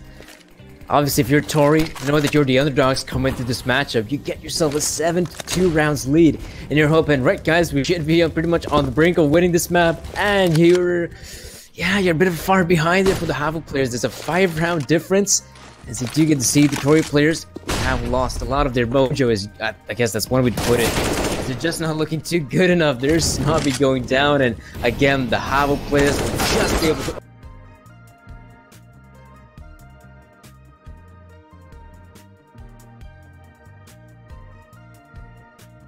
overwhelm the Tori offensive. That's a nice one there from Dodo. Pitola will be able to, in fact, he will be going down. So Wilson alongside Ely. I wouldn't be too surprised if I'm not really sure what they're going to be doing. Obviously, if you're Tori, you need rounds to work with, but trying to go for a 2-on-3 retake is possible, though I'm not sure if it's going to be the best of odds for them, as they only have a UMP and a FAMAS. So yeah, the odds are kind of stacked here against the 2 Tori players, and it looks like Havu will be now on 15 rounds. They're very much on the cusp of securing map number 1. Yeah, and doing so in a fairly convincing fashion, considering they were down 7-2 at this point. Oh, Zari taking his time, just kind of staring at Uli for a while, eventually takes the kill. May have been considering a knife or something along those lines. Or maybe just having a little bit of fun, you know? Only will be able to survive. He's in a position where he can't be found in time, so if FAMAS at least to be carried over, he can actually buy up an M4 for himself and drop that FAMAS to someone else, which I would like to see him do. Please do so. You already have a good amount of utility. There we go. Drops over to FAMAS and gets himself an AUG. Just enough for the AUG, so I kind of forgot that we're in 2019 and the AUG is almost as common as the M4, if not more common at this point. So yeah, it's a TS 2019 edition. Yeah, 2019 with the scope rifles, though. I must say, though, kids, they are not COD guns. These guns way before Call of Duty. Come on, I just don't understand the sentiment. Why people are calling them Call of Duty guns? Come on, guys. It is, like you said, 2019. Respect Counter-Strike Global Offensive. You can scope. It's because you can scope. You can aim down the sights, and that's obviously a Call of Duty thing. Anyone who does that is just a copycat. That is true. That is true. You can scope it. All right. Okay. That's one of the arguments I kind of understand. But I was complete sarcasm, just, you know. Oh! You got me yet again. Well, I can't really backpedal from that. So continue, Dean. I'll let you away with it. I know you speak great English, but I think for a lot of non-native speakers, sarcasm can be a little bit hard to pick up. Yeah, that's kind of the case at times. I'm not gonna lie. Yeah, it's fine. You speak English a lot better than I would ever speak Lithuanian or any other language. I'm terrible at Irish. Horrible language. Yeah, I mean, it's no easy language. Just like it ain't gonna be easy here for Tori. Like, already their defensives are being overwhelmed, but in fact, Snobby getting killed. Not too shabby, but overall the B-side defense has crumbled. Remaining Tori players must try to go for one more hurrah on this retake, but look at this. Peck is just able to mow down at least one more player. And the other 2 definitely going to be coming in there for CT, and looks like Peck is just ready and waiting. Boom, there's the second shot for him. Boom, there's the third one. There's going to be 16-9 here in favor of Havu. That's been pretty much an easy, well, not the easiest affair in the first half, but a second half that worked out really well for Havu. Yeah, I think they'll be pretty happy with that performance. Again, we said it's not a map we've seen Havu play a lot, so we didn't really have a lot to go off of, and they came in and actually proved that they were looking pretty solid overall. So I'll be looking forward to seeing what they can do on that next map, which, if I remember correctly, will be Train. Yeah, it's a map that they played quite a bit. On the other hand, we don't have any statistics from Tori, but we don't know if they play it. They just haven't played a lot of games on HLTV, so it could definitely be an interesting one. But I think the fact that they had such a great lead there in that first map, ended up letting it slip away, could definitely still be in the back of their mind for, I would say, inexperienced roster playing on LAN as well. Yeah, it's going to be very dissatisfying if you're Tori. You end up leading, like I said, 7-2. Yeah, 7-2 if I recall correctly. And you're pretty much thinking, all right, we got this. We're going to be able to win against these Havu noobs, but they're not really noobs, you can see. They're actually able to climb their way back through. They have been able to win the map, and if anything, Tori going to be, I'd say, a bit dissatisfied, but our upcoming map, Train, like, this might just be another blowout, just like we saw in the SuperJymy game, so it's going to be quite dissatisfying, I think, for Tori. But obviously, if you're Tori, you want to try to give it your best shot. Yeah, I definitely agree, and we will, of course, find out after the break whether we are going to see Tori being able to go full steam ahead as we head into Train. But before then, we are going to just go ahead and, I believe, go on over to some messages from our sponsors.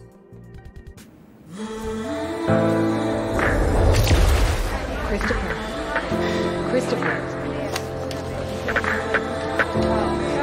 You're not weak. Your mind is always racing. It never rests. The thoughts weigh heavy as you plan your next move. You're a maverick, not afraid to walk alone, but you know when to step in and join. Like a rabbit in the headlights, frozen to the bone. To get it up And when called, you're ready to go where others fear to tread.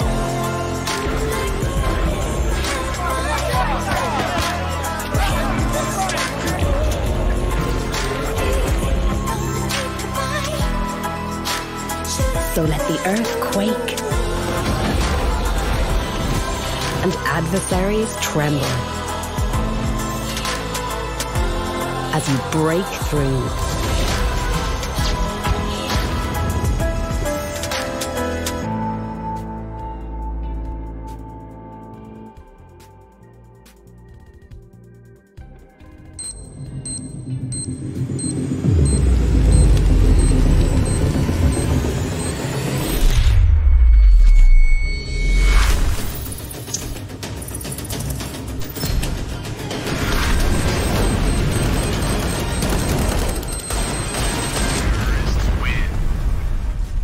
Loot Bet. Made for live betting.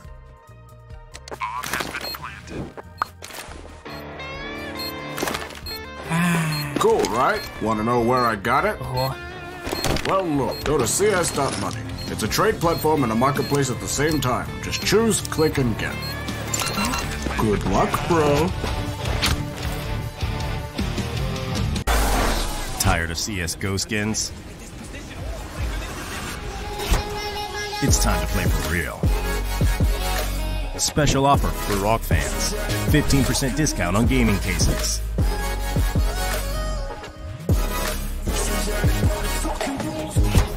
Open now. Don't miss your discount. Click on the banner below.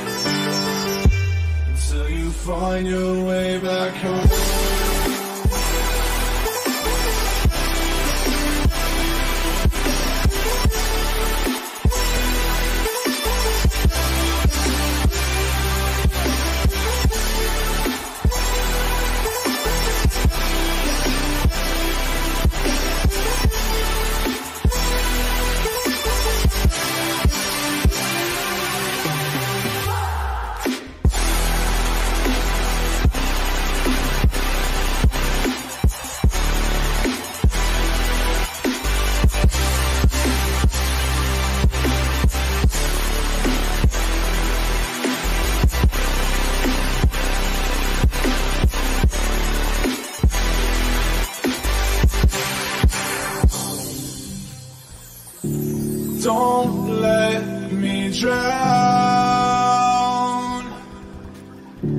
Don't let me drown. Don't let me drown.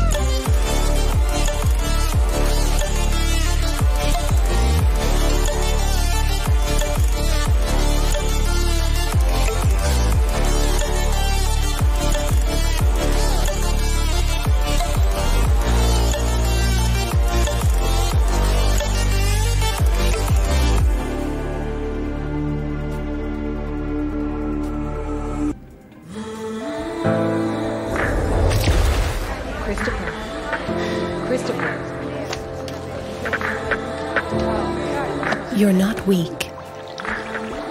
Your mind is always racing. It never rests. The thoughts weigh heavy as you plan your next move. You're a maverick, not afraid to walk alone, but you know when to step in and join. Like a rabbit in the headlights, frozen to the bone. Get it up. And when called, you're ready to go where others fear to tread.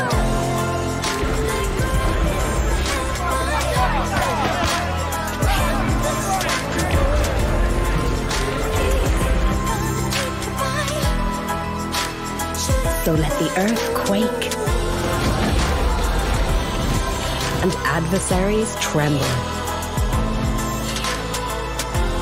as you break through.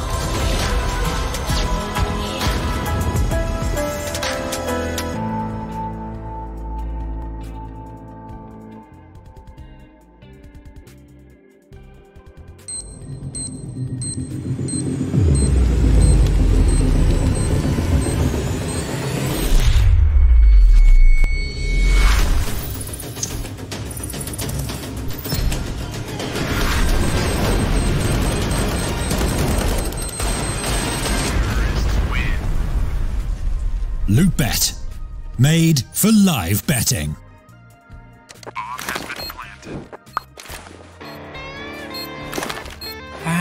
Cool, right? Want to know where I got it? Well, look, go to cs.money. It's a trade platform and a marketplace at the same time. Just choose, click, and get. Good luck, bro. Tired of CSGO skins? It's time to play for real. Special offer for ROG fans. 15% discount on gaming cases.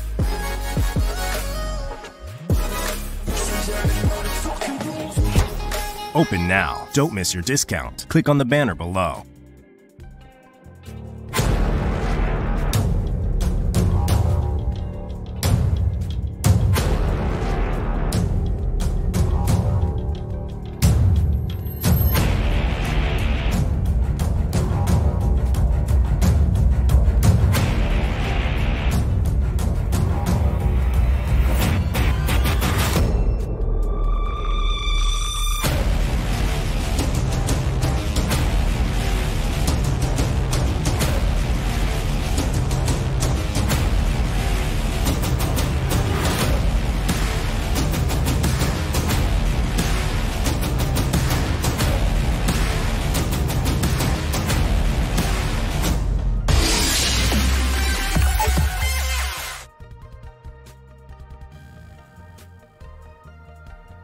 Alright, hello everyone, welcome back to the broadcast. The name's Sir Danny, alongside me is Dean. We're still very much here and we hope you are as well.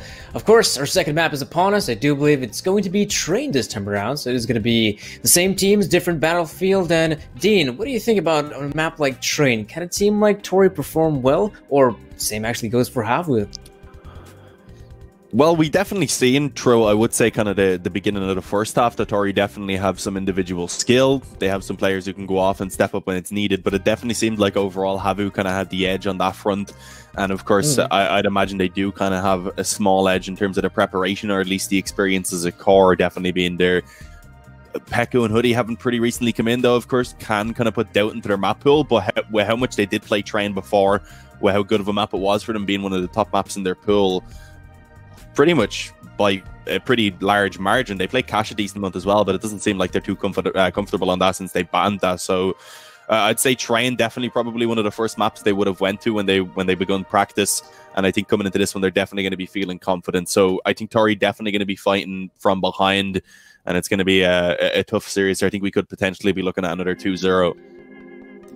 Yeah, that definitely seems to be about right, as the map Train, actually take a look at each 3 real quick, and they have played 21 times in the past 3-month periods, as obviously a great year for Havu. It definitely showed us that is a map they tend to play a relatively decent amount, and in fact they have also a pretty decent win percentage. That is 67%. That's not too bad, not too shabby whatsoever. But now we are jumping straight into the matchup here. It is of course Havu starting things off here on the T side, whereas Tori on the CT side. Yeah, and again, a pistol round where no kit is going to be brought out. That could definitely cost them in the long run, especially considering there's a lot of utility in play for Havu. Although they aren't really going to be using it in a position where they're going to be committing off the back of it. It's actually a bit of a fake. They're trying to pull a rotation towards B. And if we can see they're going to be committing out onto this A-bomb site, USP in the hands of Uli trying to hold it down, does manage to open things up. And Tori just finds the kills across the board within seconds. It's 4 that come in almost simultaneously. And the final headshot from Uli also to be found. He brings it up to a 3K for himself. An impressive round. And as you can see, Tori picking up the opening pistol, I believe, for the second time. They've done so on that first map as well before falling to the force buy. Will they suffer a similar fate here is the question. Probably yeah, not. I mean, mostly that pistol round, yeah, it was hot. Like, that was a great pistol round from Tori. They're coming out the gate swinging, all right. And of course, we obviously saw them have some great momentum at the very start of the first map. If they're going to be able to continue on here, Tori, then maybe, just maybe, they might just be able to pull off the victory, unlike they aren't able to do so last time. But of course, you are going up against the likes of Havo, a team that has played a decent amount of train, and we get to see that this might be a bit of a cheeky play here from the Havo players. They're grouping up here towards Ivy, and I'm not really sure if Mo will be anticipating as a lot of these players just trying to take him down, but he's doing a pretty good job at it. And still, actually, the Glock's picking up 2 kills somehow. So with that being said, now they got themselves a possibility to actually plant the bomb on the bomb site. Twixie, I'm almost certain he doesn't want to be taking that fight. Only with the Glock, it is quite difficult. But however, you're going to see these Havo players with the bomb site for sure, but they're still snobby. Maybe trying to get a flank in, so this is just some awkward positioning from both teams, I'd say.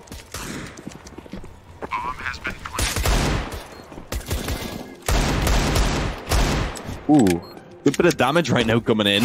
Actually a man advantage in play, although that gets neutralized pretty fast and brought back in favor of Tori. Snobby very low. Shotgun not great at this range, but against a Kevlar-less opponent, I was going to say could definitely still be effective. But now it's a 1v1. Again, just the Glock in play, so it is going to be very tough here for Twixie, but no defuse kick currently. If he can play the time well, perhaps there is a chance. Uli's just going to try and tap it again. He's looking to try and bait the peek out. And he eventually gets the kill, but he doesn't have the time. He's going to have to run away. I think this is pretty much the same thing that happened back on the first map. I believe Tori did manage to actually get the final kills towards the end, but they didn't have the time to get the defuse. So a little bit unfortunate. Habu going to come in and manage to actually build up a massive economy off the back of a round where they had 4 Glocks and a Deagle. That is that's going to be painful for Tori to try and actually come back from now. They lost that first map after a massive lead. They pick up the opening round so convincingly here on train and then lose a round like that.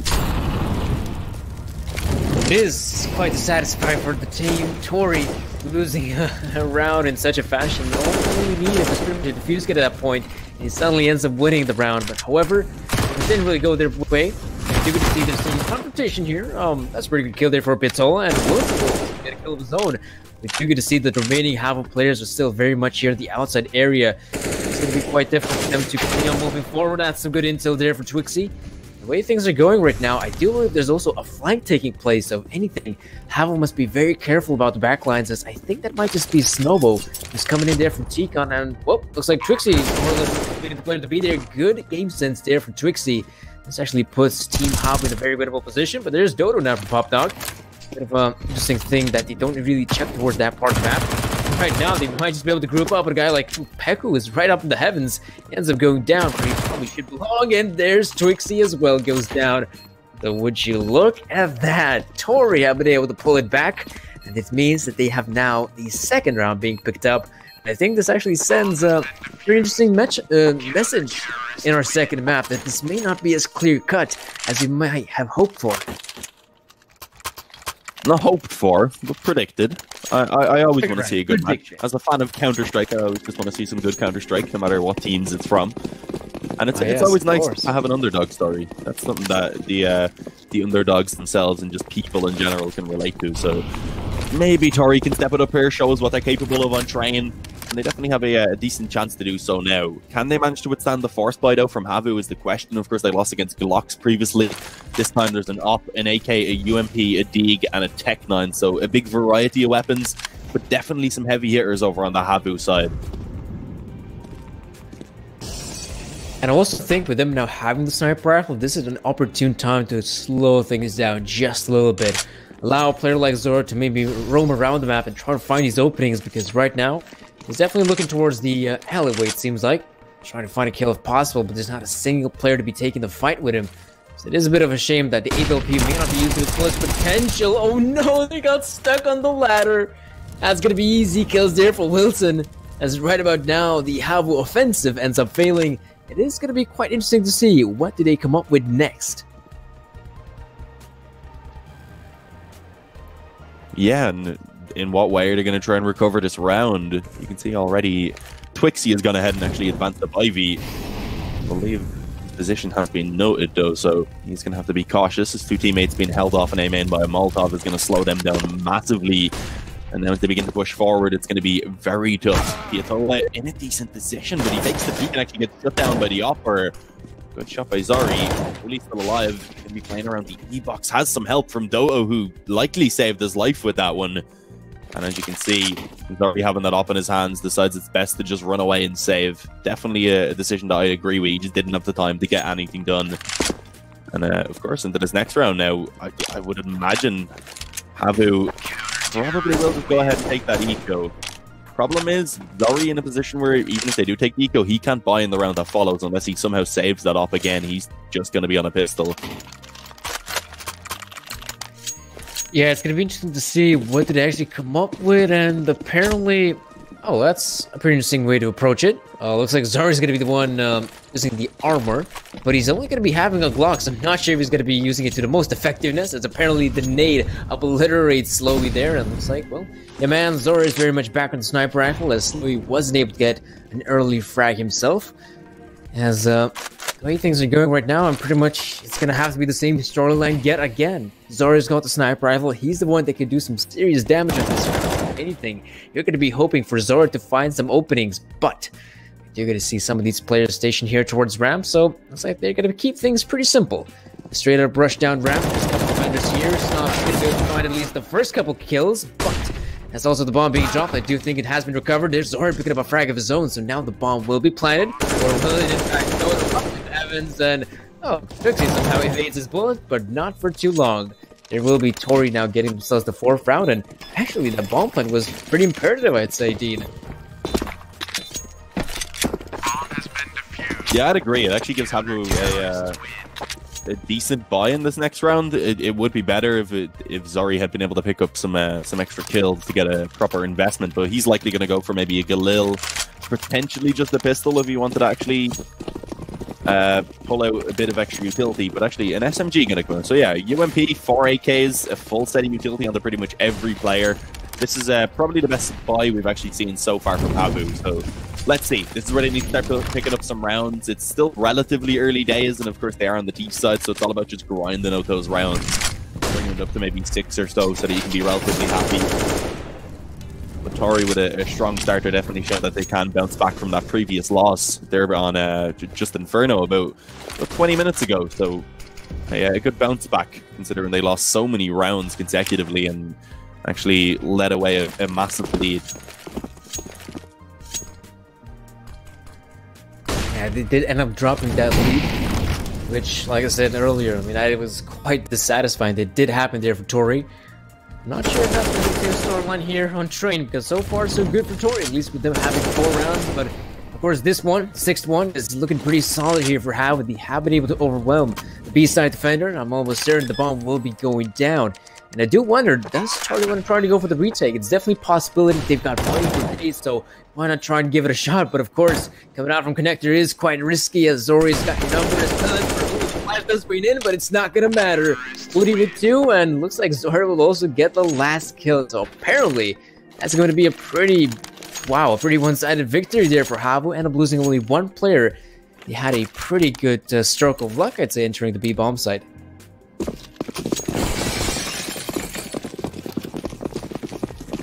Yeah, and just taking that 1 round there for Havu actually puts the economy for Tori in a weird place where they can buy onto 3 players, not onto 2, so a little bit of a force comes in, a couple of deagles in play, and a chance there for Havu if they take this one to force Tori down to an eco, and off the back of that likely equalize the scoreline at 4-4.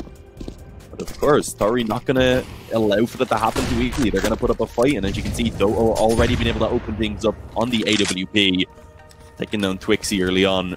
And Uli actually in a pretty decent position. He may have been spotted, but it doesn't matter. He takes down Beku the second that peek comes in. And there it is, a 2-man advantage early on for Tori as they're looking good to try and come in with the reset.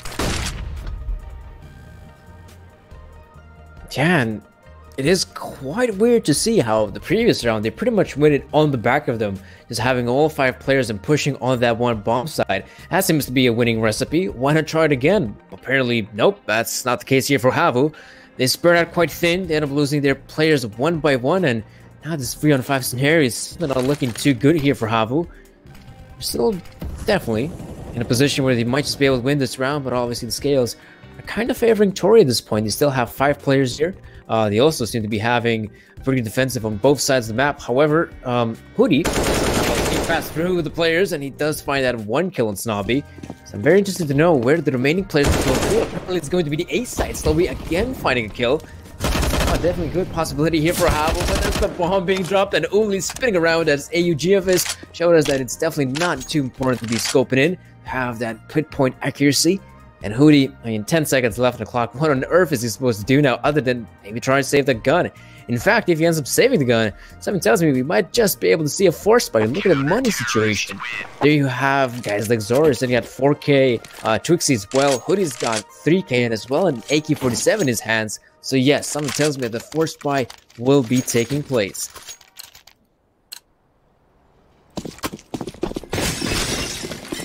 Yeah, and you were correct. So Abu, pretty solid buy overall. They can be pretty happy with this. Peku going to be on the CZ, but as you said, the default so far hasn't really been working out for them. We want to see them maybe stick together a little bit more. If not just the straight up rush, then even just approach a bomb site late on, use that utility well, try and isolate the 1v1s, and try and actually use what you're good at, because it definitely seems like that's their more useful approach so far. But here we go, Twixie over towards Ivy. He's the only one on this side of the map, so I guess trying to sell a bit of a fake, keep the players over here for now, and this set up quite well over in the B halls. It's going to be a, I believe, Execute coming in, that smoke towards Connector. I don't think it's going to cut off Dodo. He'll likely just switch onto a different angle, and of course then they do have one player on the bomb site to deal with as well, so it definitely still could be a tough push for them. But it's kind of working out for them. Pecker with the CZ running and gunning, and it looks like the remaining rosters is players also finding some serious success right now, as Zora is able to take down one more player, and these players are from the Tory side are kind of stuck there towards Connector with the smoke grenade blocking off their vision. It's very difficult to actually try and win these fights. They just can't even see the damn enemies. The way things are going right now, yeah, it's back to a good old-fashioned save for Tory. If they're just going to be able to save these 3 rifles, then heck, something tells me we will be seeing a pretty good purchase here for the CG side. But of course, they have to save those weapons, which is looking quite likely. Look at the Havoc guys. It doesn't look like they're too content with trying to take those guns out of their opponent's hands, but obviously, they themselves want to try to keep their players alive, as they do want to build up some sort of an economy.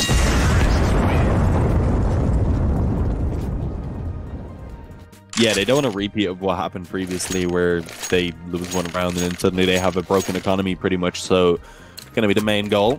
Tori coming into this one now going to have a pretty solid investment overall. They're able to get an SMG and a Deagle out to back up the 3 rifles. But let's see if they can win with a reset yet again. Havu looking to try and get their feet really on the ground here on Train. If they pick up this round, then it's likely 5-5 off the back of it. Havu in a pretty solid position in terms of try and get more rounds. And there we go. Hoodie has been looking impressive so far for Havu. Had some rounds back on Inferno where he was able to showcase that aim. And definitely showing how smart he can be right there with that 2K. And right now, this round just going heavily in favor of Havu. This force fight not working at all for Tori, and it seems like Havu are beginning to, I guess, get the feel for how this T side of Train should be played.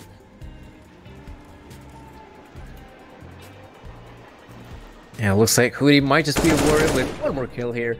Good pickup here onto Dodo. And Wilson is the last man standing, but apparently not anymore, as Twixie ends up getting the better of him.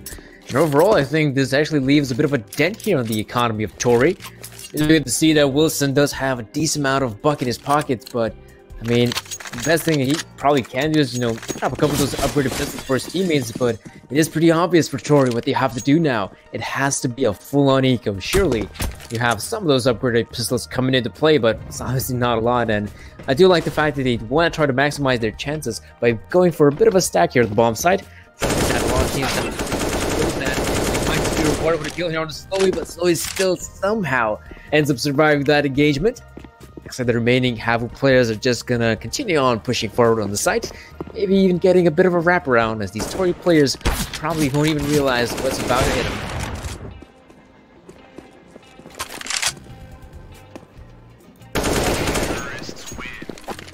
What hit them was bullets, the variety from the OP and also from the AK-47, the Kalashnikov. 5-5. Yeah, the Kalashnikov.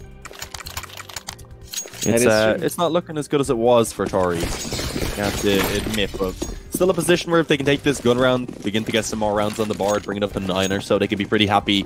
Again, as I said, Havu aiming for 6, anything past that puts them in a position where they'll be feeling really confident heading into that second half. Yeah, I mean, if you're Tori, it is a bit of a dissatisfying scenario, I'd say, for them. At one point, you know, they were again looking pretty solid, pretty much in the lead since the start of the first half, but now the scoreline has been equalized. It is 5-5. Now it is looking like Havu are very much back in the game. And that being said, you know, the Tori players, their investment obviously is looking quite lackluster, especially with now the 30 seconds or so that have passed. They've got barely any utility played, so Yuki will be Molotov out of position, but he still somehow ends up fighting a frag. Might just be one over the second one, as the scope is very effective in this scenario, and Yuli ends up getting a third kill, almost a fourth one from Uli, and he single-handedly is able to diminish this push here from Havu. Dodo is there to help him out, and the boys with the AUGs are able to clear things up here on Isle A. As the Tori players, well, that was actually pretty successful defensive, especially from those two individuals. Yeah, and there we go. As I said, if Tori can pick up that gun round, if they can manage to get another one off the back of it, they're putting themselves in a decent position to still make this a strong half. Of course, they could still potentially actually bring it up to 10 rounds if they manage to pick up all that remains. So, definitely still a position for Tori to manage to get back that lead that they had at one point.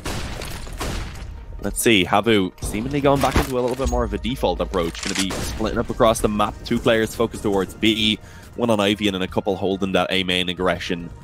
Hopefully, as soon as they can pick up a kill with the op to open things up. It was actually the rifle on top, never mind. And Peku does make it work. Only, I believe, pushed up in sandwich ends up being the victim. And that's a man advantage for Havu. Of course, the Havu side looking to try and find a reset for themselves, to break that economy in Tori and really get a good position for themselves. And around like this, that's very much a possibility when you think about it. Tori players going to be putting a bit more emphasis, it seems like, towards maybe the B side. That is where looks like Wilson is going to need some backup. There's also some pretty good damage being dealt, but the Molotov actually cancels off the push here. There's only Lonesome Hoodie so far on the site. Definitely use the backup here with that position of Snobby. They sure do. Even though Snobby is rewarded with 1 kill, that's simply not enough. The bomb plan will come in. Wilson alongside Pitola. They seem to be in positions where they might just try to attempt this one. But I think, if anything, Pitola is going to have to start things off very well from the brown holes, but I am wrong. Pitola is very much backing away, going to be taking a bit of a shower. Well, just kind of there in the shower rooms. Going to be stalling there a little bit, it seems like. But Wilson, not too bad. We'll be finding a kill there on Twixie, and overall, yeah, if you're Tori, your best bet would be to try and save these 2 rifles.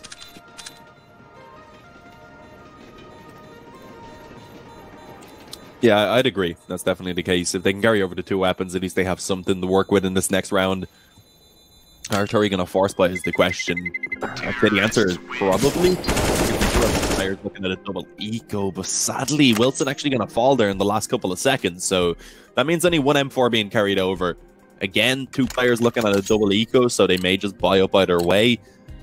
But it's not going to be as strong as it could have been, and it looks like they're actually going to go ahead and take the eco. I like this, but it means they're probably going to have to eco next round as well, and then their goal, I guess, is going to be to try and actually take themselves 7 rounds on the CT side, because if they don't take this one here, off the back of just the 1 M4, then full eco next round, and then 8 goes to have over. And yeah, this has just been cleaned up right now.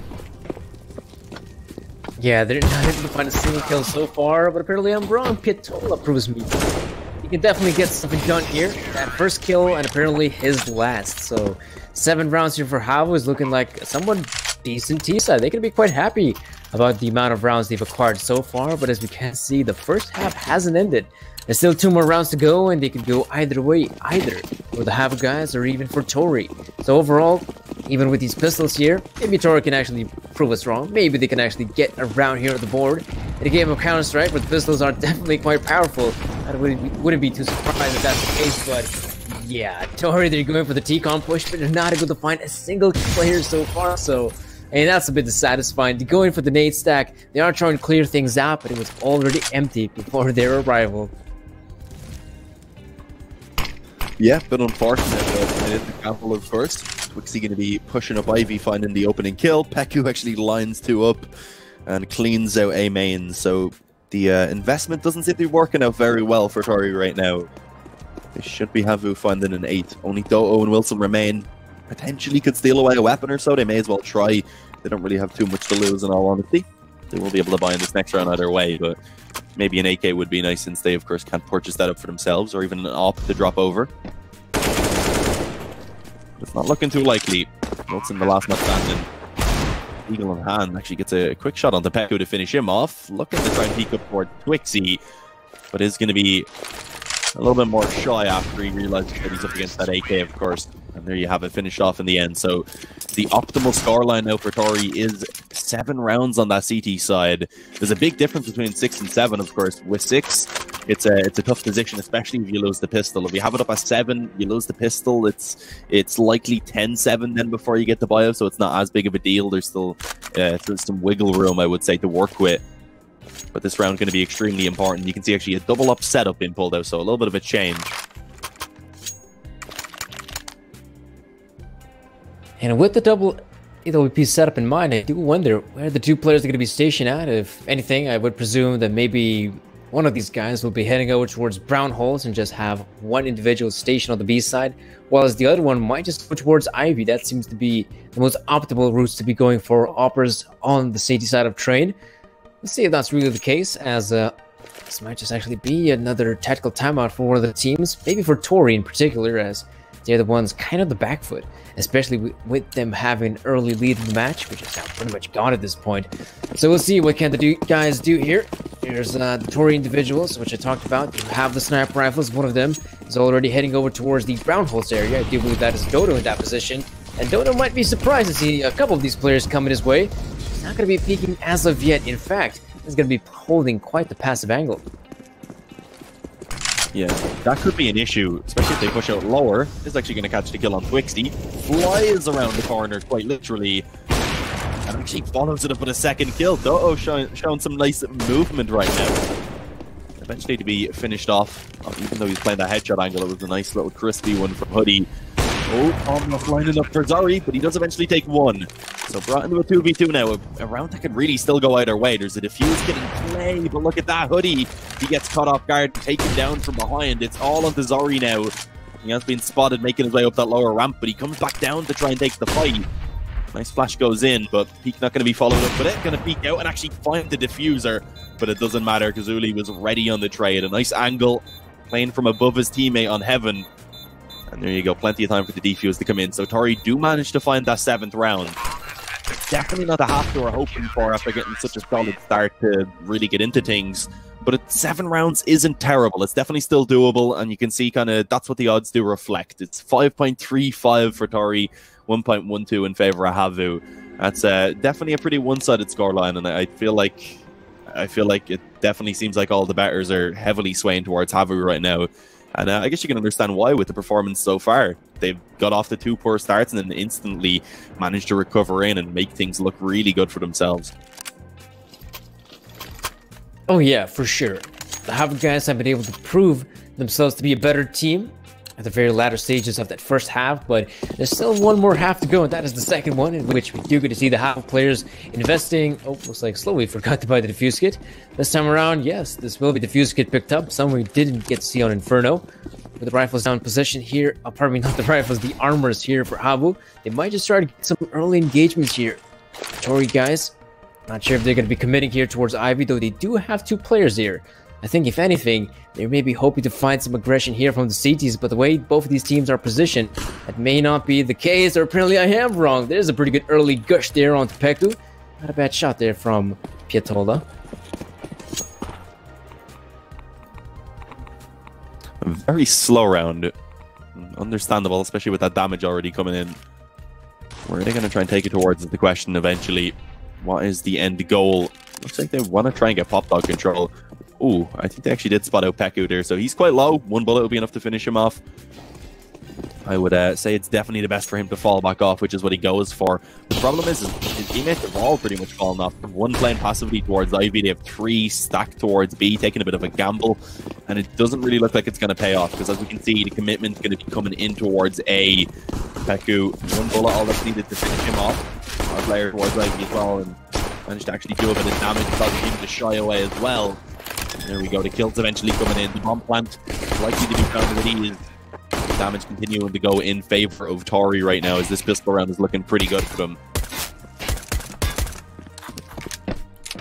Well, I think the only thing Havu might be anticipated is to get a couple more kills Might be some extra money in their pockets, but even so, that is looking quite questionable at this point. Hoodie, maybe gonna try to continue on pushing forward. Dodo straight up in the face of Hoodie. Will be granted a kill, and would you look at that? The scoreline has been equalized yet again. It is 8-8, and with Tori now getting the pistol round, don't be too surprised if they get up the second round as well as Cabo for them. It seems to be a full-on eco, but still ends up finding the nade. I do hope he realized the very simple nature that in the upcoming round, he won't necessarily have the most amount of money to work with, so that is odd to be investing into an HE grenade.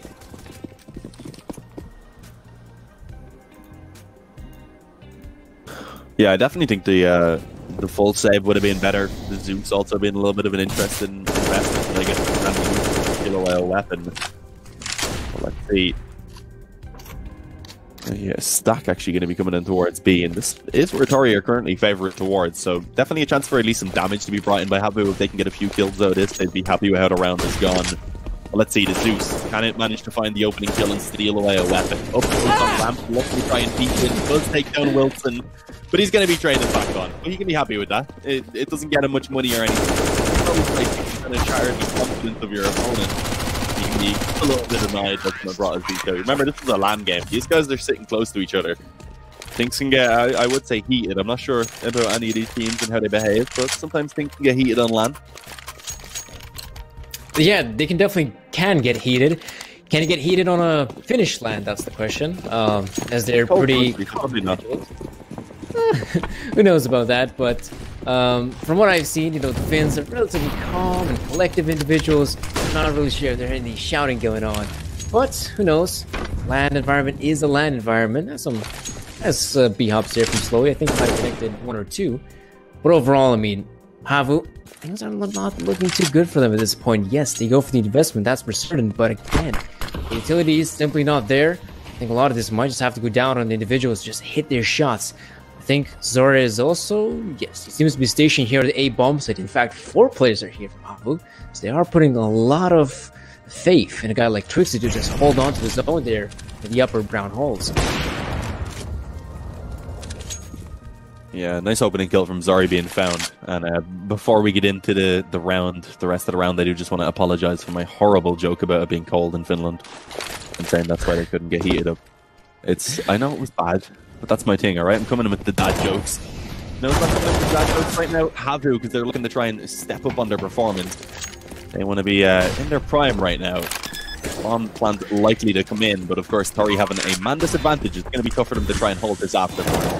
They do have a couple of Molotov workers. That could definitely go in their favor without Fuse kit being available for Havu, especially. They're going to have to get a move on now. Kill to be found in their favor as Hoodie quickly drops Doto. They do know there's a player in behind the Grey Train, going to be pushing him from 2 different angles. And there's a quick kill. All onto Uli now. The Molotov is, I believe, going to go out. Laying the defuse. Will there be time for it to come in is the question. I believe there just should be. Sorry, can hop on it right now. And there you have it. Plenty of time even without that defuse kit. A very solid retake. Abu looking well coordinated, you'd have to say. It was close. Closer than I expected. But he just about got it. You know what, Dean? I actually like your dad jokes. Keep them coming. Keep them coming. I will. You don't have to worry about that. I'll apologize, but I'll keep them coming. Yeah, for sure. Sometimes I feel ashamed of myself. Why so? You think your dad jokes don't land? They land, but it's bumpy, you know? No one's going to be clapping. That's the thing. That's the thing about dad jokes. You don't clap, you just get a bit of a grin. You're like, no, that's not bad. That's not bad. And that's just how it goes in the world of punny jokes. I'm sorry. Okay, now I have to apologize. I'm sorry about that. That was a stretch. Oh. I was trying to find a play on stretch, but I couldn't find anything. I outplayed myself. But yeah, looking like a very good game so far. It's been a lot closer than we expected here on map number 2. Sitting at 9-9 right now. Can Tori manage to pull off this round window, or are Havu going to be able to continue on with the incredible, really resurgence of form that they had towards the set at the end of that first half, rather?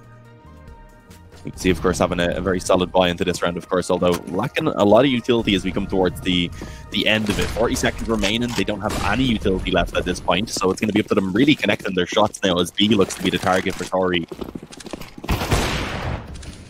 Oh, not a bad shot there from Dodo. There's going to be a lot more players coming in here on the bomb side. I wonder if Zora can get anything done here, and apparently, yes, he can. There's the second kill for him. Woody has got himself a very good opportunity to take down Piatola. This suddenly becomes quite doable here for Hava, but of course, looks like Slow is just gonna walk into the crosshairs there. One of these individuals, Wilson, will find a kill of his own. This ain't looking too good here for Zora. He doesn't have the fuse kit to work with. He needs to find these kills ASAP. But that's not really the case. They're not really giving them any fights, and I think Zora realizes what a difficult situation this is, so he will just back away. Gonna try to save that WP of his, and you're going to see some of that frustration in his mouse movement. But overall, that's a 10th round here for Tori. Not looking too good as we have reset the economy here of Hava. Yeah, a really important round coming in from Tori right there. Havu put in a very tough position now. They're going to have a double eco onto Hoodie and Zari. Zari, of course, having that off in his hand, so if he could save that, they could buy next round. And it looks like they are going to, I was going to say go for the eco, but they do end up purchasing the Kevlar on Slowy. That puts them in a position where they won't be able to buy next round onto the majority of the players, so it's likely here them trying to get some damage done. They know they still have some room to wiggle, one way to put it. So they are just looking to try and at least make this a costly one. Nico likely to follow in the next round if they aren't able to actually take the win in this one, but definitely still doable. That was a nice double kill from Zari. They did lose one player in the process. Look at this from Twixie, a quick dink. 1 HP for Uli is what remains. And actually Peku coming in from behind, going to pick up an AK for himself. So this could get very dangerous for Tori right now. Yeah, if anything, Hava definitely got themselves a great chance here. Zora somehow ends up landing the second kill. And overall, I mean, there's also a flank taking place, so if Zora is going to be able, or shall I say, Hoodie's going to be able to survive it for as long as possible, he might just be able to pull it off. But as all goes down to Peku, I'm not really sure if they can be anticipating his position. There goes the first kill there for Peku. It's going to be 2 more to find, but as we do get to see Dodo and Wilson, they could be positioning themselves in some great spots right now. And yes, there's Dodo with the 4th kill. That's going to be not the most convincing of victories here for Tori, but a victory nonetheless.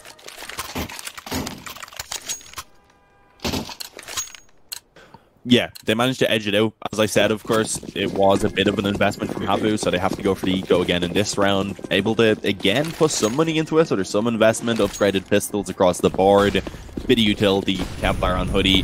So there's a chance for them again to try and make it costly, which Havu is really what Havu are aiming for, rather.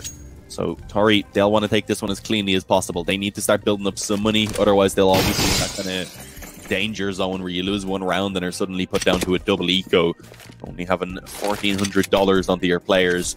So definitely a tough position. Well, let's see if they can keep all 5 alive here. That would be a great start really for them to begin to build up that money. Yeah, definitely agree with it. I don't want to be stuck in the danger zone.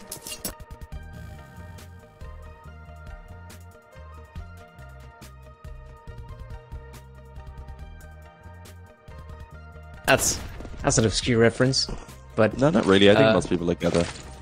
Oh, they do? Oh, that's cool. Anyhow, looks like Hava players actually got themselves a pretty good setup here. They might just be able to stop this push here from Tori. Look at this. The Hava players only with pistols are able to obliterate this T-side offensive. As now it's all up to Piatola. The man you hyped up earlier with a pistol, now he has got the AK-47 to boot. So he might just be able to pull this one off, but let's be real. 35 seconds, he has to recover the bomb, and that ain't gonna happen. That's 10 rounds here for Hava, and only with mere pistols, they're able to diminish the Tori offensive as well as their money. Look at where the money's at. I don't see it, Dean. It's pretty much gone here for Tori. They have to go for a force fight, seems like. And well, oh, they actually have, wow, an AWP in the hands of Dodo, so it's definitely not looking as bad as I might have hoped it to be. Yeah, it's decent. The fact that they have the op, they can definitely use that to try and open things up and give maybe a chance for weapons to be retrieved in the hands of the pistol players. And also, of course, give them openings into the bomb site. So let's see. There's definitely an opportunity, but Havu, if they can take this round, they force Tori down onto an eco. They likely claim the lead off the back of it, and being on the CT side, they'd be then putting themselves in a pretty comfortable position. Ori, on the other hand, don't want to allow that to happen. They're looking to try and go ahead and pull it back with a round of their own. Let's see what their plan is. With a bit of utility, they may be looking to try and seemingly make their way towards this A bomb site. They have 3 players in A main, I believe. The bomb being left behind for now, but eventually it does seem like it's going to be retrieved. And at this point, an A split looking to be the likely approach. Outro Pop Dog, outro A main, and Doto actually does pick up the opening kill. A nice little jump across the Beto hoodie initially, followed up by the peak, and it's a man advantage for Tori now. 45 seconds remaining. Just 45 seconds. Oh, Doto is going to be able to land up one more kill to his name. So obviously this does mean that Tori up push here on the A side is looking pretty fine if you ask me. They have been able to plant the bomb in this position. Twixie right now, he actually looks like he will try to come here towards the pop plug area. He ends up getting the kill there onto Uli. And the way things are going, looks like the reset is definitely on, so it's a good thing the spray is there. He's able to kill one more player, Snowby, alongside Wilson. They're in a pretty peculiar position if you ask me. Red guy, green train, Snowby will go down, and that's a very solid retake here from Havu. Well played there by Slowy, as well as the remaining players did a very good job at the retake, and they have stopped Tori in a position where you think, okay, that's a 5-on-3 retake. It's definitely doable for the likes of Tori. But they obviously had no idea about one of those pushes coming in from T-Con.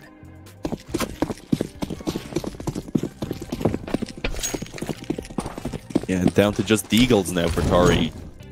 Looking to see if they can drop a few weapons. Keep the economy modest for Havu. Ooh, there's definitely a chance there, but only, I believe, being wall banged down a little bit. Peku going to find the opening kill onto Snowby, who tried to take a little bit of a peek out from Pop Dog. Didn't really work in his favor. He's trying to take the fight. It's not going too well for Tori. Ooh, eventually, actually, Piatola able to take one on Ivy. Right back on, though. As you can see, the peek comes in from Peku, the up to be picked up. And it looks to be a 12th round for Havu. The buy going to be coming in the next round first for Tori. They'll have a solid enough buy. It's not perfect. If they want to get a knockout, it's going to have to be glass cannon onto Piatola, so I think they'll probably just go with the rifles. And you can see that is the case across the board. So good utility to back it up. With Tori now, this round becomes very crucial. If they lose this one, they take another eco rather. Havu likely find 14 then. And yeah, it'll just become a very tough position for them where they'll have to pick up 5 rounds in a row if they want to take the win. So they need this gun round. Let's see if they can make it happen. So that's a very solid flash coming in. Of course, there's actually still Peku alive and well, it seems like. But the nade, will the nade actually get him? Apparently not. He actually survives that engagement. So that is some great stuff there from Peku, able to not only get those 2 kills, but avoid the nade at its fullest. So this does mean that Havu have been put in a pretty good advantageous position when you think about it. It's a 4-on-3 scenario in which the Tori guys barely any sort of whatsoever except for Snowby. He has been able to take down Tracy, but will he expect Zoria? Apparently not. So at this point, if you're Tori now, it's very questionable. Where on earth do you want to go right now? Apparently Doto has a bit of a hunch that the other guy seems to be somewhere towards Pop Dog. At this point, Doto deploying the utility over the A bomb, so it looks like it won't be a fake. He's just gonna try to commit it. Zoria holding in the angle, and he will find the last kill. So that's Havu now with 13 rounds, and most importantly, again, the money, it's simply not there for Tori. So don't be too surprised if this ends up being just a partial buy for the terrorists. Yeah, this is just beginning to slip away from Tori. If I'm them right now, I'm having Vietnam-like flashbacks of Inferno. Like, I really am, because this is looking to be almost a repeat. They've got a couple more rounds on the board, but if they keep on going in this trajectory, it's looking like it's going to be a 2-0 for Havu pretty swiftly. You see a lot of damage with the nades early on. Towards B going to be coming in, but so far no success to be found. A bar potentially the bomb plant does actually go down, so that's a small victory. A small win in this round. They find a few kills as well as the question. It's not looking likely, and it's just absolutely shut down by Twixie with a quick quad. Alliteration on point. There we go. 11. For the Tori side, of course, this could possibly be their very last proper investment. So they obviously try to make it count at this point. Or actually, no, when you think about it, if they end up losing this round, because the players I've noticed have around $1,000, $2,000, yes, if they end up losing this round, the economy ain't going to be as bad as they might have thought, but of course, you're going to be down with 4 rounds, so you want to try to win this if you are Tori. You're going to see Dodo on the sniper rifle. He has been quite proficient with Big Green Gun. And actually find a kill, apparently, yes. That's a pinpoint accuracy from him. Snowbee will also find the better of Hoodie. This is obviously looking pretty good right now for Tori.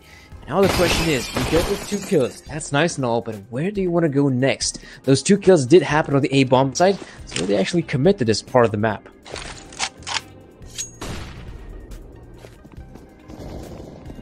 Yeah, they don't really have to, just because they have so much time. Oh, that got a little bit awkward, but he eventually gets the kill. And I think off the back of that now, they will definitely commit to A. They know the final players on the B-bomb site. Zori gonna be limited, of course. There's only 3 different angles he can come in from. The back lines, connector, or else rotate into the B halls. So they are going to be just locking all those positions down, getting this bomb planted soon. And at this point, Zori, I guess, could probably just go for this because they have so much money. He actually has 15,000 in the bank. So it'd be worthwhile to get a bit of damage in, and that's a quick headshot on Doto. He gets absolutely obliterated. Can he find more is the question. Looks like he definitely wants to go for it, and I agree with this, just with the position they have. One more kill that really impacts the buy that is going to be available for Tori. Maybe not completely getting rid of anything, but at least maybe limiting the utility a small amount, and of course keeping the economy very low in general so that they can get a quick reset.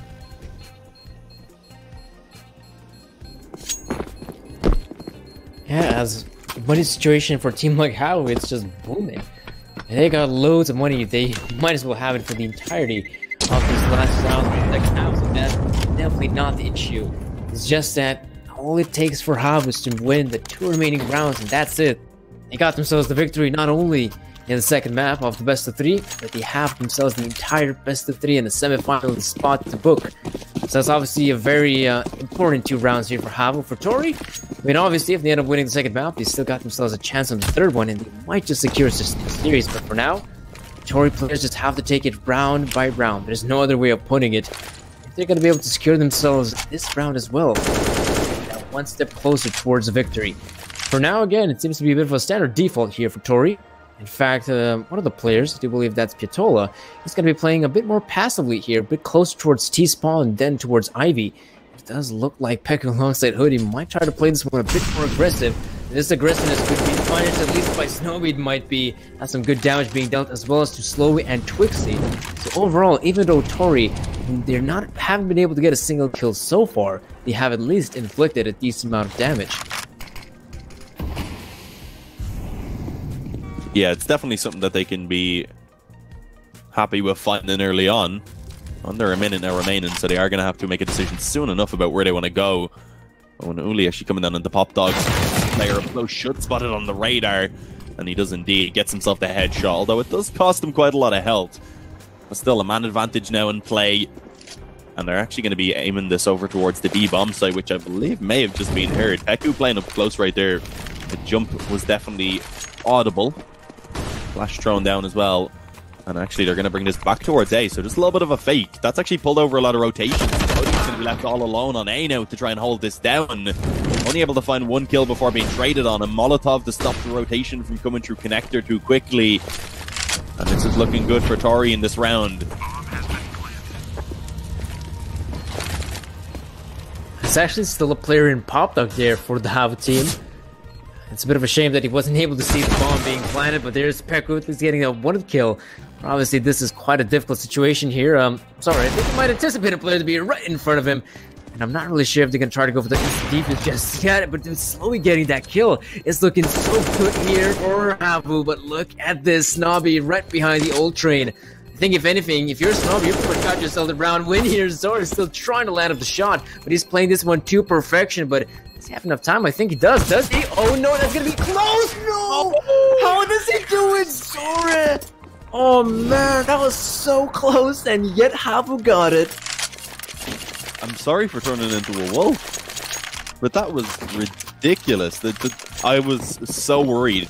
I was looking at the fact that the bomb wasn't planted for him in the first place, and I was curious as to why Zori tried to take the fight. But yeah, he still manages to just go ahead and hold it. 15 to 12 point for Havu, and that's one way to find it. That's going to be tough for Tori now. They need to pick up 3 rounds in a row in order to take this into overtime. Slowy already posted up, claims the opening kill in favor of Havu. A man disadvantage now for Tori to start this round off as they work heavily from the back foot. Yeah, I mean, that was a round we're supposed to win. That's odd. Peku, not really sure what he was thinking about there. Anyhow, still a pretty good scenario here for the Have boys. They should be able to get the W here, as it's a pretty advantageous position. It's a 4-on-3. It's really going to come down to some magical plays here from Tori. If they want to end up getting the W here, oh, there's actually a player that has been spotted in Pop Dog. And the question is, where on earth did Tori want to commit? Because that's the thing, they have to commit to one of the bomb sites. Playing on a default position just doesn't make a lot of sense. Use your man advantage. Well, I would say man advantage would mean that by them having 3 players, whatever part of the map they end up hitting, they should have the advantageous position. If they end up going towards the A bomb site, which seems to be likely, there's only 2 players there, so Tori still definitely get themselves the round win here. So right now his position has been compromised, it looks like, and now they see Hoodie there. So Hoodie has to try and win the fight. He doesn't do so. It's Wilson. Slowly goes in for a interesting rescope, but looks like it's not going to matter anymore. Wilson now left in a 1-on-3 scenario. He's going to have to try and pull this off if possible. Spots out one of the players. Good kill there for Wilson. There's still one more to find, and there we go. That's the round and the victory here for Habu. That's going to be 16-12. Yeah, a nice victory, one that they're going to be really happy with. Having 2 poor starts, of course, is going to be something that they do need to try and fix up for these future games. But I think they can be pretty happy with how that series went overall. Of course, taking down Tori with a 2-0. But there's definitely tougher opponents for them to face in the future. So you do have to be still a little bit worried about them starting off so poorly on both maps. There's some teams that won't let those leads slip away. So yeah, you definitely have to keep that in the back of your mind. But yeah, of course, that's the end of the second series of the day. And I believe we do have one more coming up, which is going to be Ents against SuperJymy. That's one I'm really excited for. Yeah, that should be quite a good matchup. Ents versus SuperJymy. Again, it could be a one-sided matchup, but overall, this being LAN environment and all, it could still actually be maybe one map being won by SuperJymy. Who knows? That could definitely be quite an interesting matchup. Yeah, I definitely agree, but I believe we are ready to go ahead and throw it on over to a break, and we will be back. I believe it's a good while before we actually do get back for the second map. Let me actually just confirm exactly when we will be hopping back in. I believe it's scheduled for an hour and a half. I'm not sure if it'll be pushed up, so do keep it in mind that we're scheduled to currently start at 6 p.m. Irish time and 7 p.m. Central European time. So yeah, we are going to go ahead and send it over to some messages from our sponsors, and do make sure to stick around for the upcoming matchup.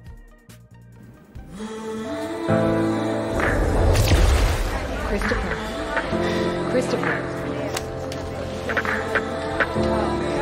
You're not weak.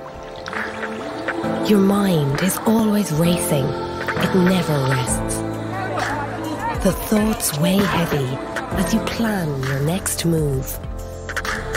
You're a maverick, not afraid to walk alone, but you know when to step in and join. Like a rabbit in the headlights, frozen to the bone.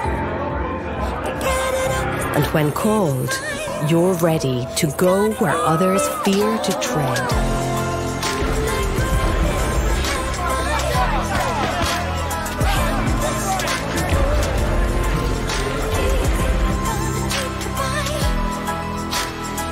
So let the earth quake and adversaries tremble as you break through.